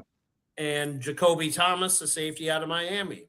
So they went against everything that I've said that they should do for years. Like, they went for what they listened to me and got interior defensive linemen. They went and got offensive linemen. They didn't get a center high, but I think they might do it next draft. But this is where you got to start and win. Offensive and defensive line, that's what wins. It's as simple as that. But as you say that, Colin, you mentioned that first round pick you got really frustrated you a lot. Like, is Caleb Banks doing anything to change your mind and win you over? Like, is there still any issues had with his I foot mean, out there. he's got foot issues. There's no getting around it. And I wasn't that big of a fan of the pick. I would have rather have seen who the Kansas City Chiefs took, Peter Woods, with that pick. That's who I was hoping they were going to take, because I felt like Peter Woods was a more well-rounded guy. But when you're coming around to 6'6", 345, 350 pounds, you can't coach size. So, and I've seen Caleb Banks actually play at Florida, and when he's in there, he's a force. But I think the backup of getting Dominique Orange, who is my favorite Vikings pick, the guy out of the guy at Iowa State, like you pairing them together and still having some depth when it comes to Levi Drake Rodriguez, when it comes to Jalen Redmond, you've got some depth now, and you got young depth, and that's something they have been overpaying for years. Like last year with Hargrave and Allen, you're just overpaying these guys that are cashed out. Green Bay ended up signing Hargrave, but he's overpaid and cashed out. And they talk about, well, the defensive scheme, blah, blah, blah. I'm like, no, he's done. Hargrave's done. Allen is done. That's why they were not on the team anymore. So they finally decided to draft guys, which is something we haven't done. The Packers have. The guys they've drafted haven't worked out necessarily, but they at least now are taking a shot and giving them the opportunity to do it. So one thing that I noticed about Vikings fans, a lot of them are very emotional. You seem like a very level-headed and just seeing outside in, right? Yeah. I think that Kevin O'Connell is on the hot seat this season. It is time 100%. To be successful in the postseason. Vikings fans on earlier show did not like that at all. They said he is not the problem, it's this problem. They were blaming everybody else, offensive line, general manager, offensive line coach, quarterback, everybody. Do you, in your humble opinion, because I like what you're speaking, like I like your thought process, is Kevin O'Connell on a hot seat? Do you guys have to win a playoff game this season for him to have a job next year? If I'm the owner, yes, but I'm not the owner. This is why I don't get emotional about it, because I don't make decisions. And the ownership is part of the problem. They didn't used to be, because back in the day when they first took over the team, they made great moves. Like when they first took over, they went and got Steve Hutchinson. They went and got Jared Allen from you guys. They went and got Antoine Winfield. Like they made great moves back in the day. And they drafted Adrian Peterson, Chester Taylor. Like they made great moves.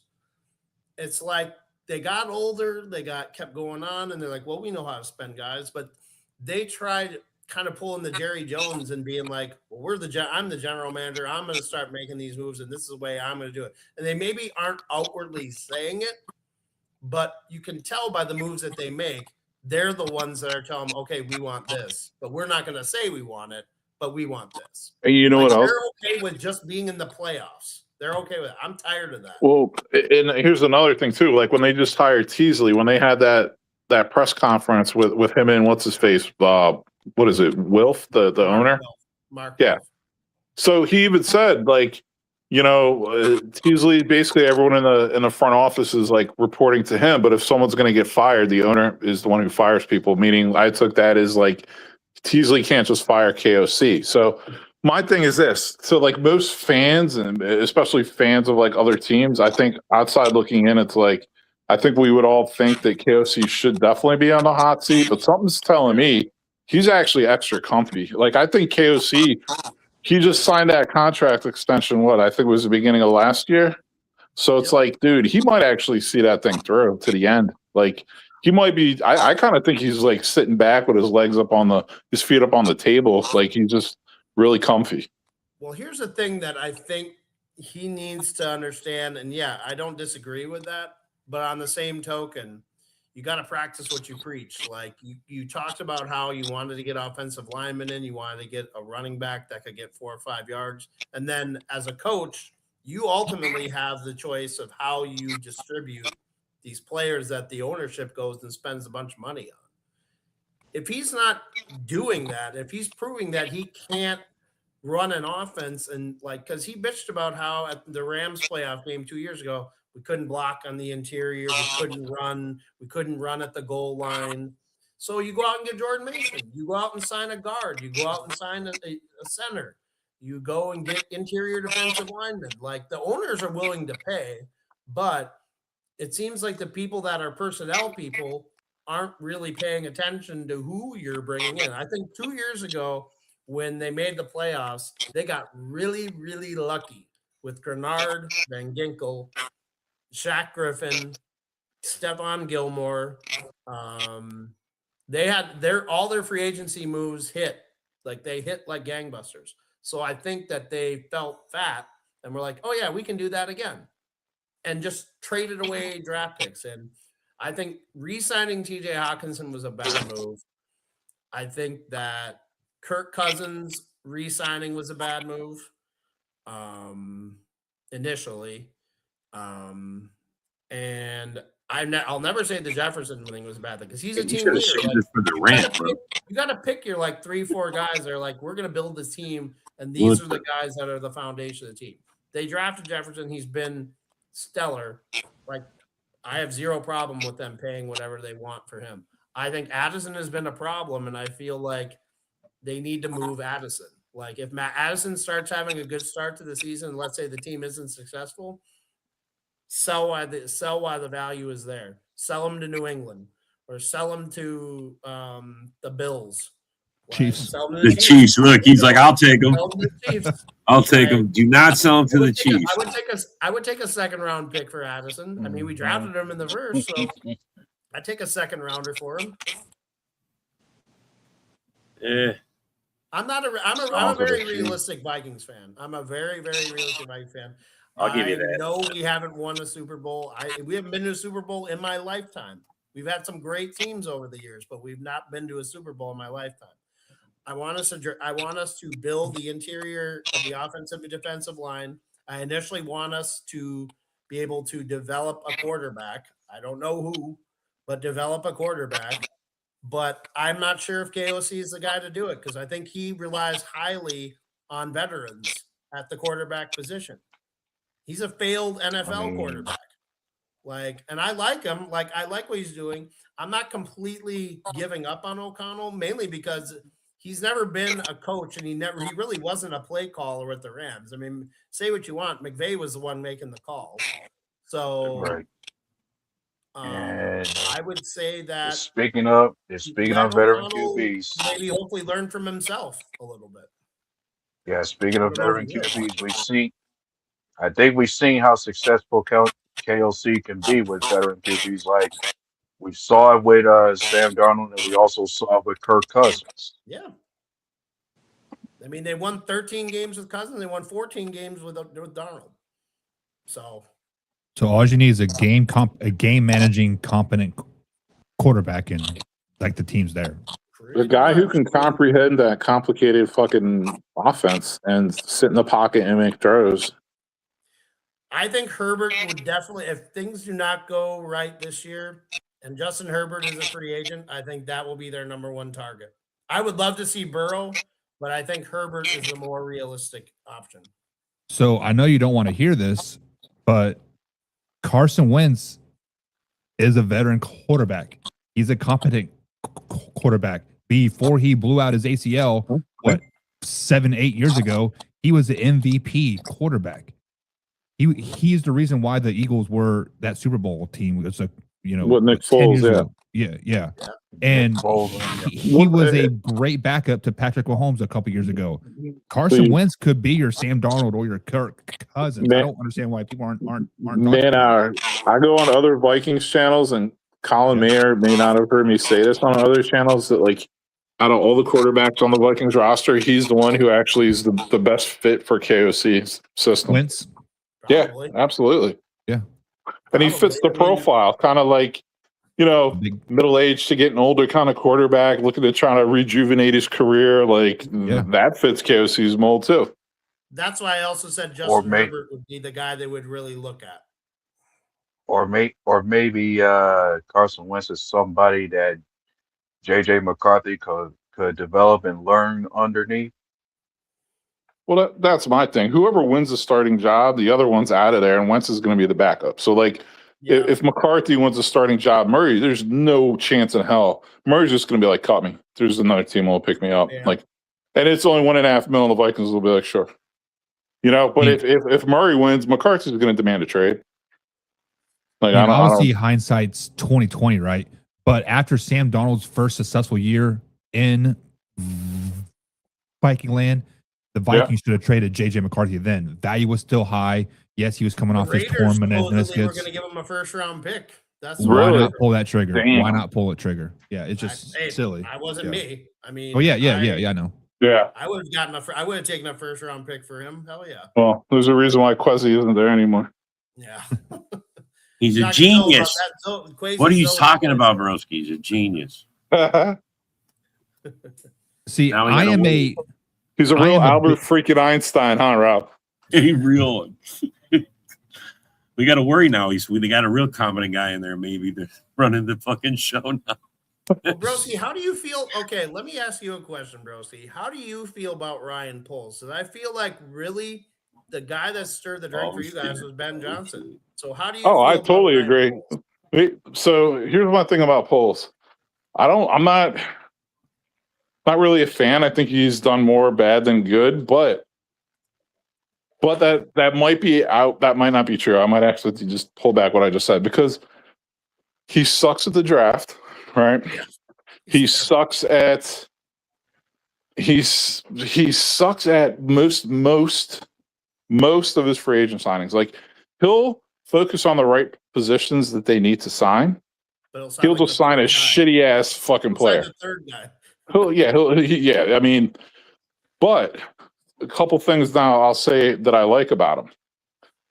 One is when he came into Chicago, he did what you really should do if you're going to rebuild. He acquired as much draft capital as he could, and he got rid of as many veteran, crusty player, high-paying contracts as quickly as possible, and he didn't extend any crusty veterans to any fucking stupid-ass contract. He tore down to the He did. So I give him that. He's also been good managing the cap. Like, dude, even though he's made some really bad signings, it's still it'll be more of like a 3-year deal worth some money to a guy. But he hasn't gone all in and like paid like a Jalen Phillips 4 years for $120 million like some other dumb fuck teams. You know what I mean? Do me a favor, though. You sound like the white by saying dude, so stop saying dude. Oh my god! Oh, I said dude. You did. Oh, I didn't mean that. But no, I know. Well, yeah, but Poles. I think Ben Johnson being there, like Ben Johnson's job is to change the entire franchise. Like, and that's what I was saying before the season. Like, he has to change the entire franchise, like everything, like the whole attitude. He has to change the front office. He has to make the players better. Yeah. He has to make Caleb better, especially. Like, he's got to run the draft pretty much, which I think he might. To say that Kyle Monungai was the best pick Ryan Poles has made, considering the value of where you got him. I think he is. So far, I'm gonna have to say yes. Yeah, because you took him about the 7th round. He was a 7th round pick. Yeah. I'm gonna go out on a very large tree branch here, and I think if Johnson has 3 or 4 successful years in Chicago in a row, and Ryan Poles still doesn't do well in draft or free agency, I think Ryan Poles is out, and Bill and then Johnson becomes a default general manager in Chicago because he knows obviously the team is doing well around him, not because of Poles, and then he can actually get his players that he wants and this kind of thing. And I think that would be game changing for the Chicago Bears because I thought Poles was a terrible hire for the Bears, not because I'm a Chiefs guy and I wanted my guy to like stay. He got a lot of what's the word I'm looking for? He did not do a whole lot in Kansas City. He was just okay, sir, yes, sir, whatever, right? Like I mean, that's a good point. He was in way over his head when he got hired. In way over his head. He had no concept of how to be a GM. Well, other than sticking to his verbatim of saying I'm taking it down to the studs. He did do that though. See, that's the thing. So like he did follow through with that. Polls for me to give Colin to give you a better idea. No. like I would say I do. At least there's some good things I can say about him. I mean, there's a lot of not good things, but I hold him in higher regard than I do Braxton Jones. I'll tell you that. You love Braxton Jones, don't you? Stop? You have a love for Braxton Jones like no other. So, and like I know there are some people on this panel, white, that thinks that anybody can fix the salary cap issues. If everybody could fix it, everybody would be under the salary cap every year signing these mega deals. But teams like the Chiefs, the Eagles, and now the Chicago Bears, they know how to work the system perfectly. And that and like Poles does do that well. You have to give credit where credit is due. But teams like the Vikings, like I know you guys have $75 million in cap space now, but next year you won't have that. You have to have a great GM to sign big players, to sign that veteran quarterback in JJ and Addison to be successful. Well, Addison to me is out. I mean, I would if I was the general manager, I would trade Addison. I would have traded him last year. Like because I of would have off the traded field him at the issues or deadline because of last on the year. field issues? Off the field. Well, I mean, Stephon Diggs keeps getting contracts. So, I mean, and this guy's younger and he doesn't make any money. So, like, this is the kind of guy, if you're a team that, I mean, arguably, Jordan Addison could be a number one on probably half the teams in the NFL, including yours. So, he has that kind of ability to do that. And that's Who is your why, number one? It's Rasheed Rice, right? Yeah, that's who your number one is. Not for the first 6 weeks of the NFL season. It'll be Travis Kelce. Yeah. and Justin Fields as your quarterback. Damn, you guys are fucked. Hey, we're going 2-2 first 5 weeks. Yeah, that would be actually very good if you guys did. Yeah. We have a very, very favorable schedule. The first You do 4 have a very games, we favorable play the schedule. Broncos, Colts, Dolphins, and Las Vegas. So, Hey, Dub, what's up? Wow. How lucky. Yeah, Hey, hold Dub. on. What? You was mentioning Rasheed Rice is their number one.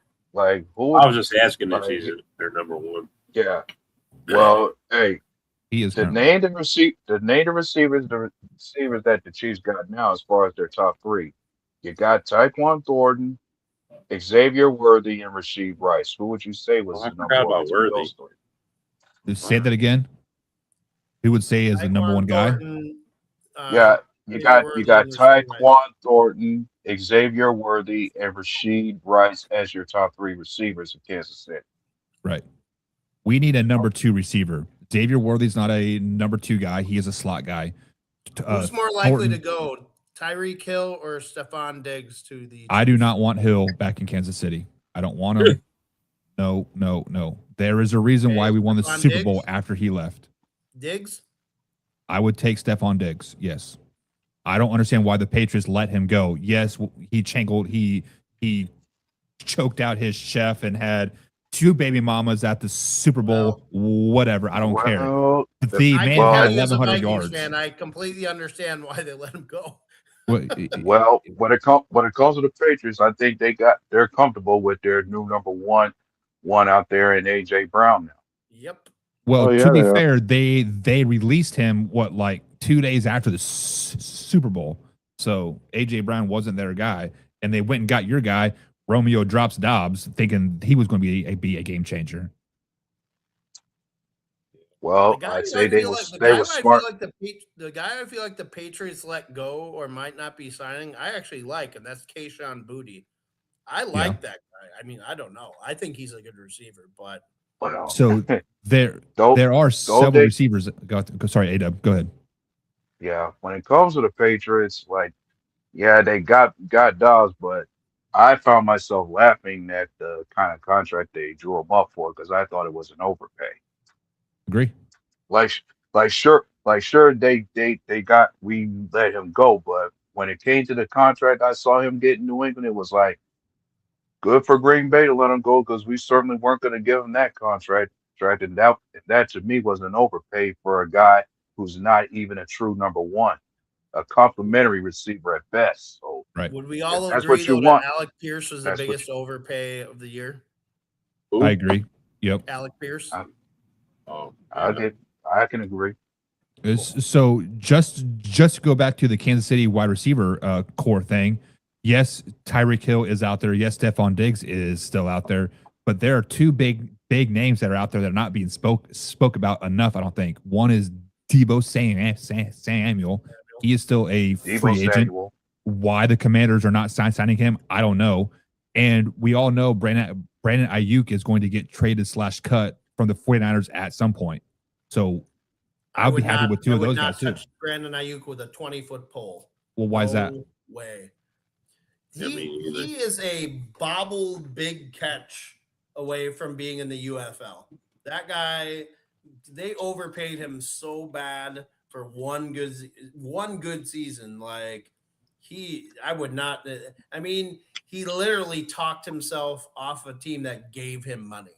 Like they were still paying him. He was such an idiot. Like they're like, oh, you're not going to trade me. Like he's not a good receiver. I would take Henry Ruggs in jail over Brandon Ayuk. Which I was hoping he was going to get a work release, but they denied him. Yeah, he's not going anywhere. Good facts. Well, and then if you want to take it one step further, I know you guys don't think OTAs matter, but OTAs do matter. And George Pickens is not practicing in Cowboys camp right now. Yes, he is there. Yes, he's in meetings, but he's not practicing. He's on a franchise tag. This is pure Jerry Jones. You know exactly what's going to happen. He's going to get a make deal. An hour and a half before the first game, and then you're going to give him. He's going to wait and wait and wait and wait and. Well, I could have gotten all this money. He literally just has to look at the last 2-3 guys that the Cowboys have signed 10 minutes before their first game. He's going to massively overpay him, and then he'll have him on the team. I would agree with that, but the Cowboys literally have no cap space. They have restructured CD. They've restructured that. Never stopped him. That has never stopped him. He will find a way. Mm-hmm. And I saw a comment that Micah. Yeah. Well, I think Micah kind of pushed the issue a little bit too much, right? Like I think like him laying on that bench during camp and preseason games to get worked on when he was clearly fine, like all that stuff. Like I think that was only after Micah made it clear he wanted, because I'm in Dallas, bro. That's where I live, and he made it very clear that he wanted to be the highest paid non-quarterback, and he was willing to wait so he could pay Dak and do his thing. And then Jerry never gave him an offer. I mean, when you run the other way, and then I recall there was the case about Jerry didn't want to talk to an agent. Yeah. My bigger question about Mike is, does he have a bad back problem? Because it seems like his back has really been acting up, and it started in Dallas and that was the issue in Dallas the last 2 years. A little bit with Green Bay, because back problems are no joke. I didn't see. Yeah, we understand that, but for the most part, when we watched him play in Green Bay, it didn't seem like it bothered him. Like he was still able to put up a double-digit sack season for us. It would just make me nervous because those kind of injuries, that's not like a torn ACL where you can just rebuild the leg. If your back starts to go, it affects everything. Yeah, bro. But look, everybody talked all that on that back, and then it ended up being his knee that took him out anyway. Well, so I was going to talk about that. Like the reason why your shoulder gets hurt or your knee gets hurt is because of your back. Like if your back is not good, other parts of your body start to hurt. So for example, I have a busted up shoulder because I hit a wall and my shoulder hurts all the time. Not because of the surgery, it's because my back is screwed up, right? Like I got to go get aligned and fixed, and my other parts of my body start to hurt before my back hurts. Well, I get that. If you're injured, you compensate for an injury, so you'll do something else, and you end up hurting something else. Why is Deshaun Watson ever not hurt? I mean, he gets a new massage every single day. That's because he's not getting a massage anymore. That's his problem. Yeah, and funny thing about massage, never been hurt. And massage and all those times taken out with massage parlors got him in trouble because it seemed like every single one of them. Had to charge something against allegedly. There's no allegedly. Hey, there was 30 girls that come out and said that he did this to me, but he didn't get charged one time. They knew what the protocol was. I'm paying you $3,000 to give me a little sucky. Come on now. Oh, damn. 3,000. Jesus. I know places where you don't have to pay that much. Man, Yeah. These were And- top and tier funny- bubble booty girls. Come on now. She pulled out her grill and everything. Pop and those and dentures it out. still it still seems amusing to me that the Browns they pretty much put their reputation on the line just to sign them. What reputation? Or rather they Have if not the reputation thing. Sorry, I was gonna say something about their dignity being sacrificed when it came to signing. So the Casey. Browns made that trade before those acquisitions started to come out. Once the trade happened, then those acquisitions started to come out because the And you know Texans why that owner was all Because mad about it. The owner of the Browns or the owner of the Texans let it out. Yeah. And I think it was because Watson was sleeping with his daughter or messing around like with his daughter or something. Trust me, Pickens is due for a big crash out. Wow. Yeah, I feel a little That's a bitter angst. Steelers fan right there. The bitter one, bro. You can hear it, right? You can hear it in the comment, right?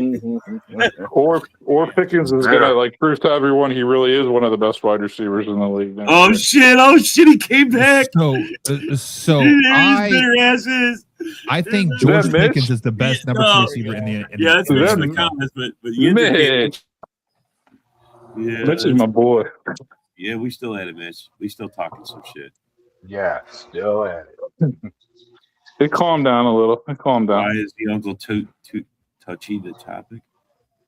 I can't hear you. Now I can't hear you, Yinzer. If you're trying to talk. No, I wasn't talking. Oh, all right. He is putting lotion on his hands, get I ready to see rub he's one getting out, ready. He's apparently. warming up, man. He's warming up. He's thinking about Carl. He's thinking about Pickens. He's thinking Putting about his Pickens. in the basket or he gets the No, it's hand sanitizer. Yeah, but you sound bitter with your whole Pickens comment. Just saying. No, he's due.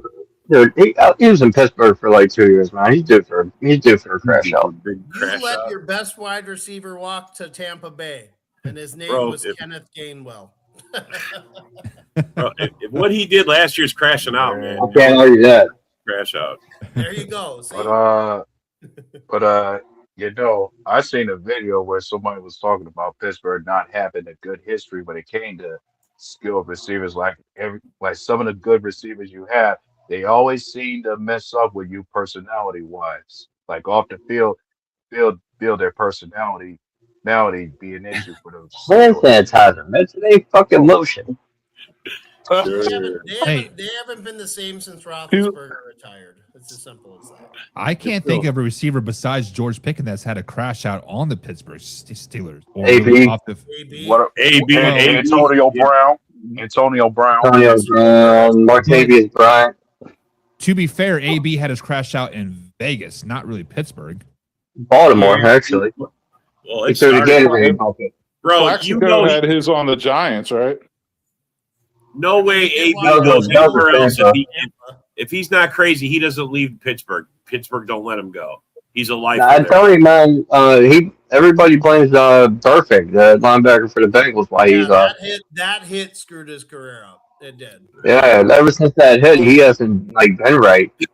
Knocked Well, his here's ass. another wide receiver that has to do with that, Juju. Because remember when Juju got payback on Perfect? Yeah. Oh, that dude was overrated. He kind of crashed out on the Steelers too, didn't he? Yeah. Yeah, fuck him anyway. I don't like him. So Juju's getting a bad rap, but he was a dog when him and AB He's a were good number together. 2 receiver. He was a good number two, great, yeah. great number 2, but he Yeah. could never be the guy. And He was and better when, with Kansas City, if you want me to be totally honest with you. Like He went all flopped the way that. to Hey, That's I'll 2019. respect the hit he put on Perfect, man. He knocked that dude out, man. That was great. Yeah, I give him respect for Yeah. that. that was a hell of a hit, though. I'll give him credit. Hell yeah. I mean, like, who was your number 2 receiver when like Juju was there? I can't. The name's dropping my mind. Right. Was it Deontay? Was it Deontay Johnson? Martavius Yeah. Bryant. Maybe? Just so It you was guys know, 2019. Deontay Johnson. Oh no! Yeah. 2019. Nothing. Or is I that am too going to stop recent? the show at 2 hours. All right, guys. Just letting you know, you got 10 minutes. Just give me a head. Thanks, Yeah, that was Robert. Deontay.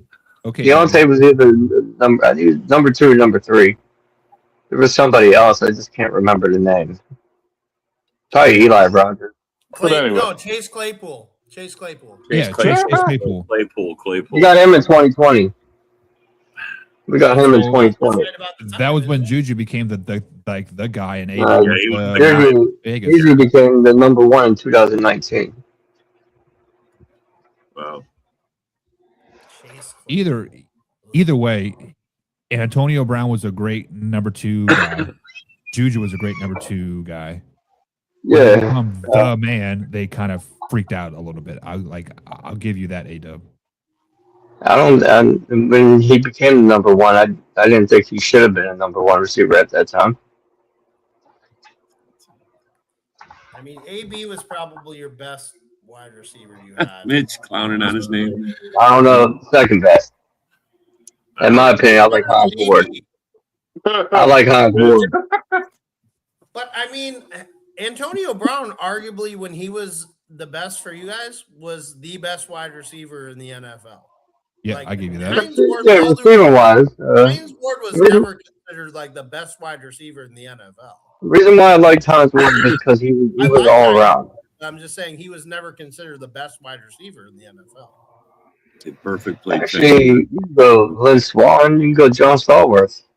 I mean, You go back, yeah. I mean, you go back, sure. Maybe. But I like Hines Ward better than AB. Some guys were a victim of the time, man. I mean, the NFL tried to change. I'm not saying AB is like whack or anything. I just like Hines Ward better. There's Gay Chick. Oh, Jesus. Hey, if you want to bring Mitch's conk I'll bring up.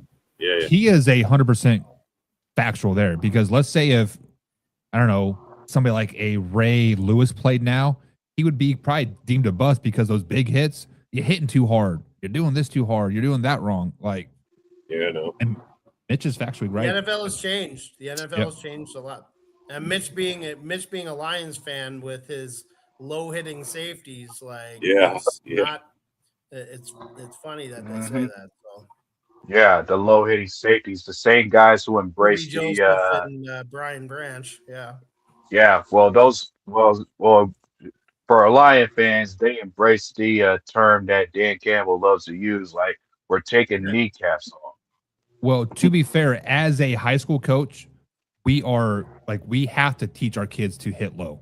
Like that is where they want you to hit is like at the knees.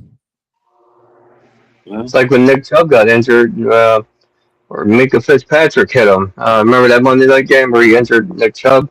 All the Brown fans are calling that hit dirty, and they don't understand. How about Trey Polamalu? How Ronnie Lott? He hit Nick Chubb so hard to where you saw the knee bend at a 90-degree angle the wrong way. And the sad part about it is that it's not the first time we've seen Nick Chubb get his leg broken like that. And the sad part is Brown fans don't understand that's how athletes are taught to tackle, to go low. Well, and to be fair, as a former player, and I'm sure most of you guys like to have played, I would much rather get hit in the head than the knee any day of the week. Say when I played in high school, they taught us to hit low. Not low as the waist, not the knees. Yeah, like you are taught now to aim at the knees. We were taught to aim at the thighs. We're taught to aim upper thighs. An old NFL player guy used to play at USC. His name was Dominique Bird. He was a tight end for USC. That guy hit me on an interception return and knocked me silly for like a half hour. Like he hit me. And I played free safety in high school. So I'm assuming most of us were the early 2000s, right? In high school. I was 98. Yeah. So 90s, baby. So they taught you guys they taught you guys to tackle head in front, right? Like if you put your head in front, they can't run you over, yada, yada, yada. You want to know how we have to teach them how to tackle now? Head behind them, aim for their knees, and lay them down on the ground. Like we're doing like a little somersault roll. Not a run through them, not a head in front. Shoot them out. How courteous of you. Yeah, I mean, it is the USA heads up. Yeah. Yeah. I mean, When we I, use when our I played helmets as high a weapon. school, How do We you use coach our that? helmets as a weapon. You know what I'm saying? Like, Yeah. when I played in high school, Rasheed Marshall was the quarterback. I just don't know how And, do you coach it. How I do you mean, coach that kind of tackle? when I was playing in Minnesota, we had a bunch of really good players like Marion Barber, Larry Fitzgerald, Dominique Bird was one, Matt Spaeth who played for the Steelers, Ben Utek. Like there was a bunch of guys who were good, who had NFL careers. I mean, it just And you said that's the name I haven't heard in a long time. yeah. If there's Yeah, one era of it's football, actually a kind of a sad story. So he wrote a book to his kids because of CTE. He wrote a book to his daughters about how this is how I want you to remember me by. And it was a sad, I read it. It was a sad book, but he wanted to let his daughters know this is how I really feel about you. So when these things start happening. I mean, like the whole Junior Seau, Dave Duerson, like Andre Waters, Mike Webster, like all this stuff is real. As much as people don't want, and as an NFL fan, like you don't want to talk about it, but these are real things. Like, and I know the NFL doesn't yeah. want to talk about it, but I mean, it's real. These are real Well, things. and that's why I call the NFL a gladiator sport. Like you get a sport like basketball or something, you can call that a contact sport, even though Other than there's hockey. barely any Hockey, don't mess contact. with hockey. Hockey's crazy, but yeah. It is I think crazy, but hockey. football's a gladiator sport. Football and hockey are both gladiator sports. so as a high school coach, football in general gets a bad rap. If we get hit in the head, they got to sit out for 12 to 13 days. But yet in a basketball game, if they fall head on the court, perfectly fine in the very next play.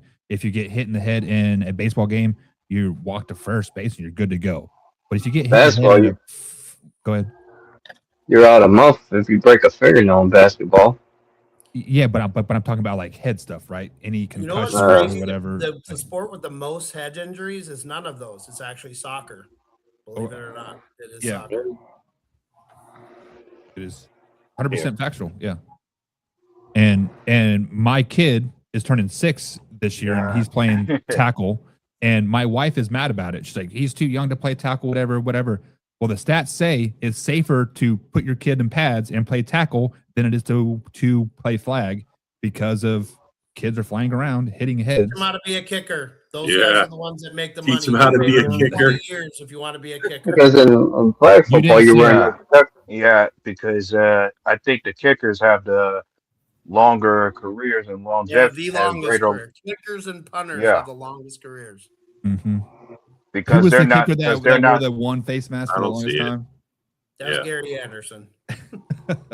Yeah, because the kickers don't.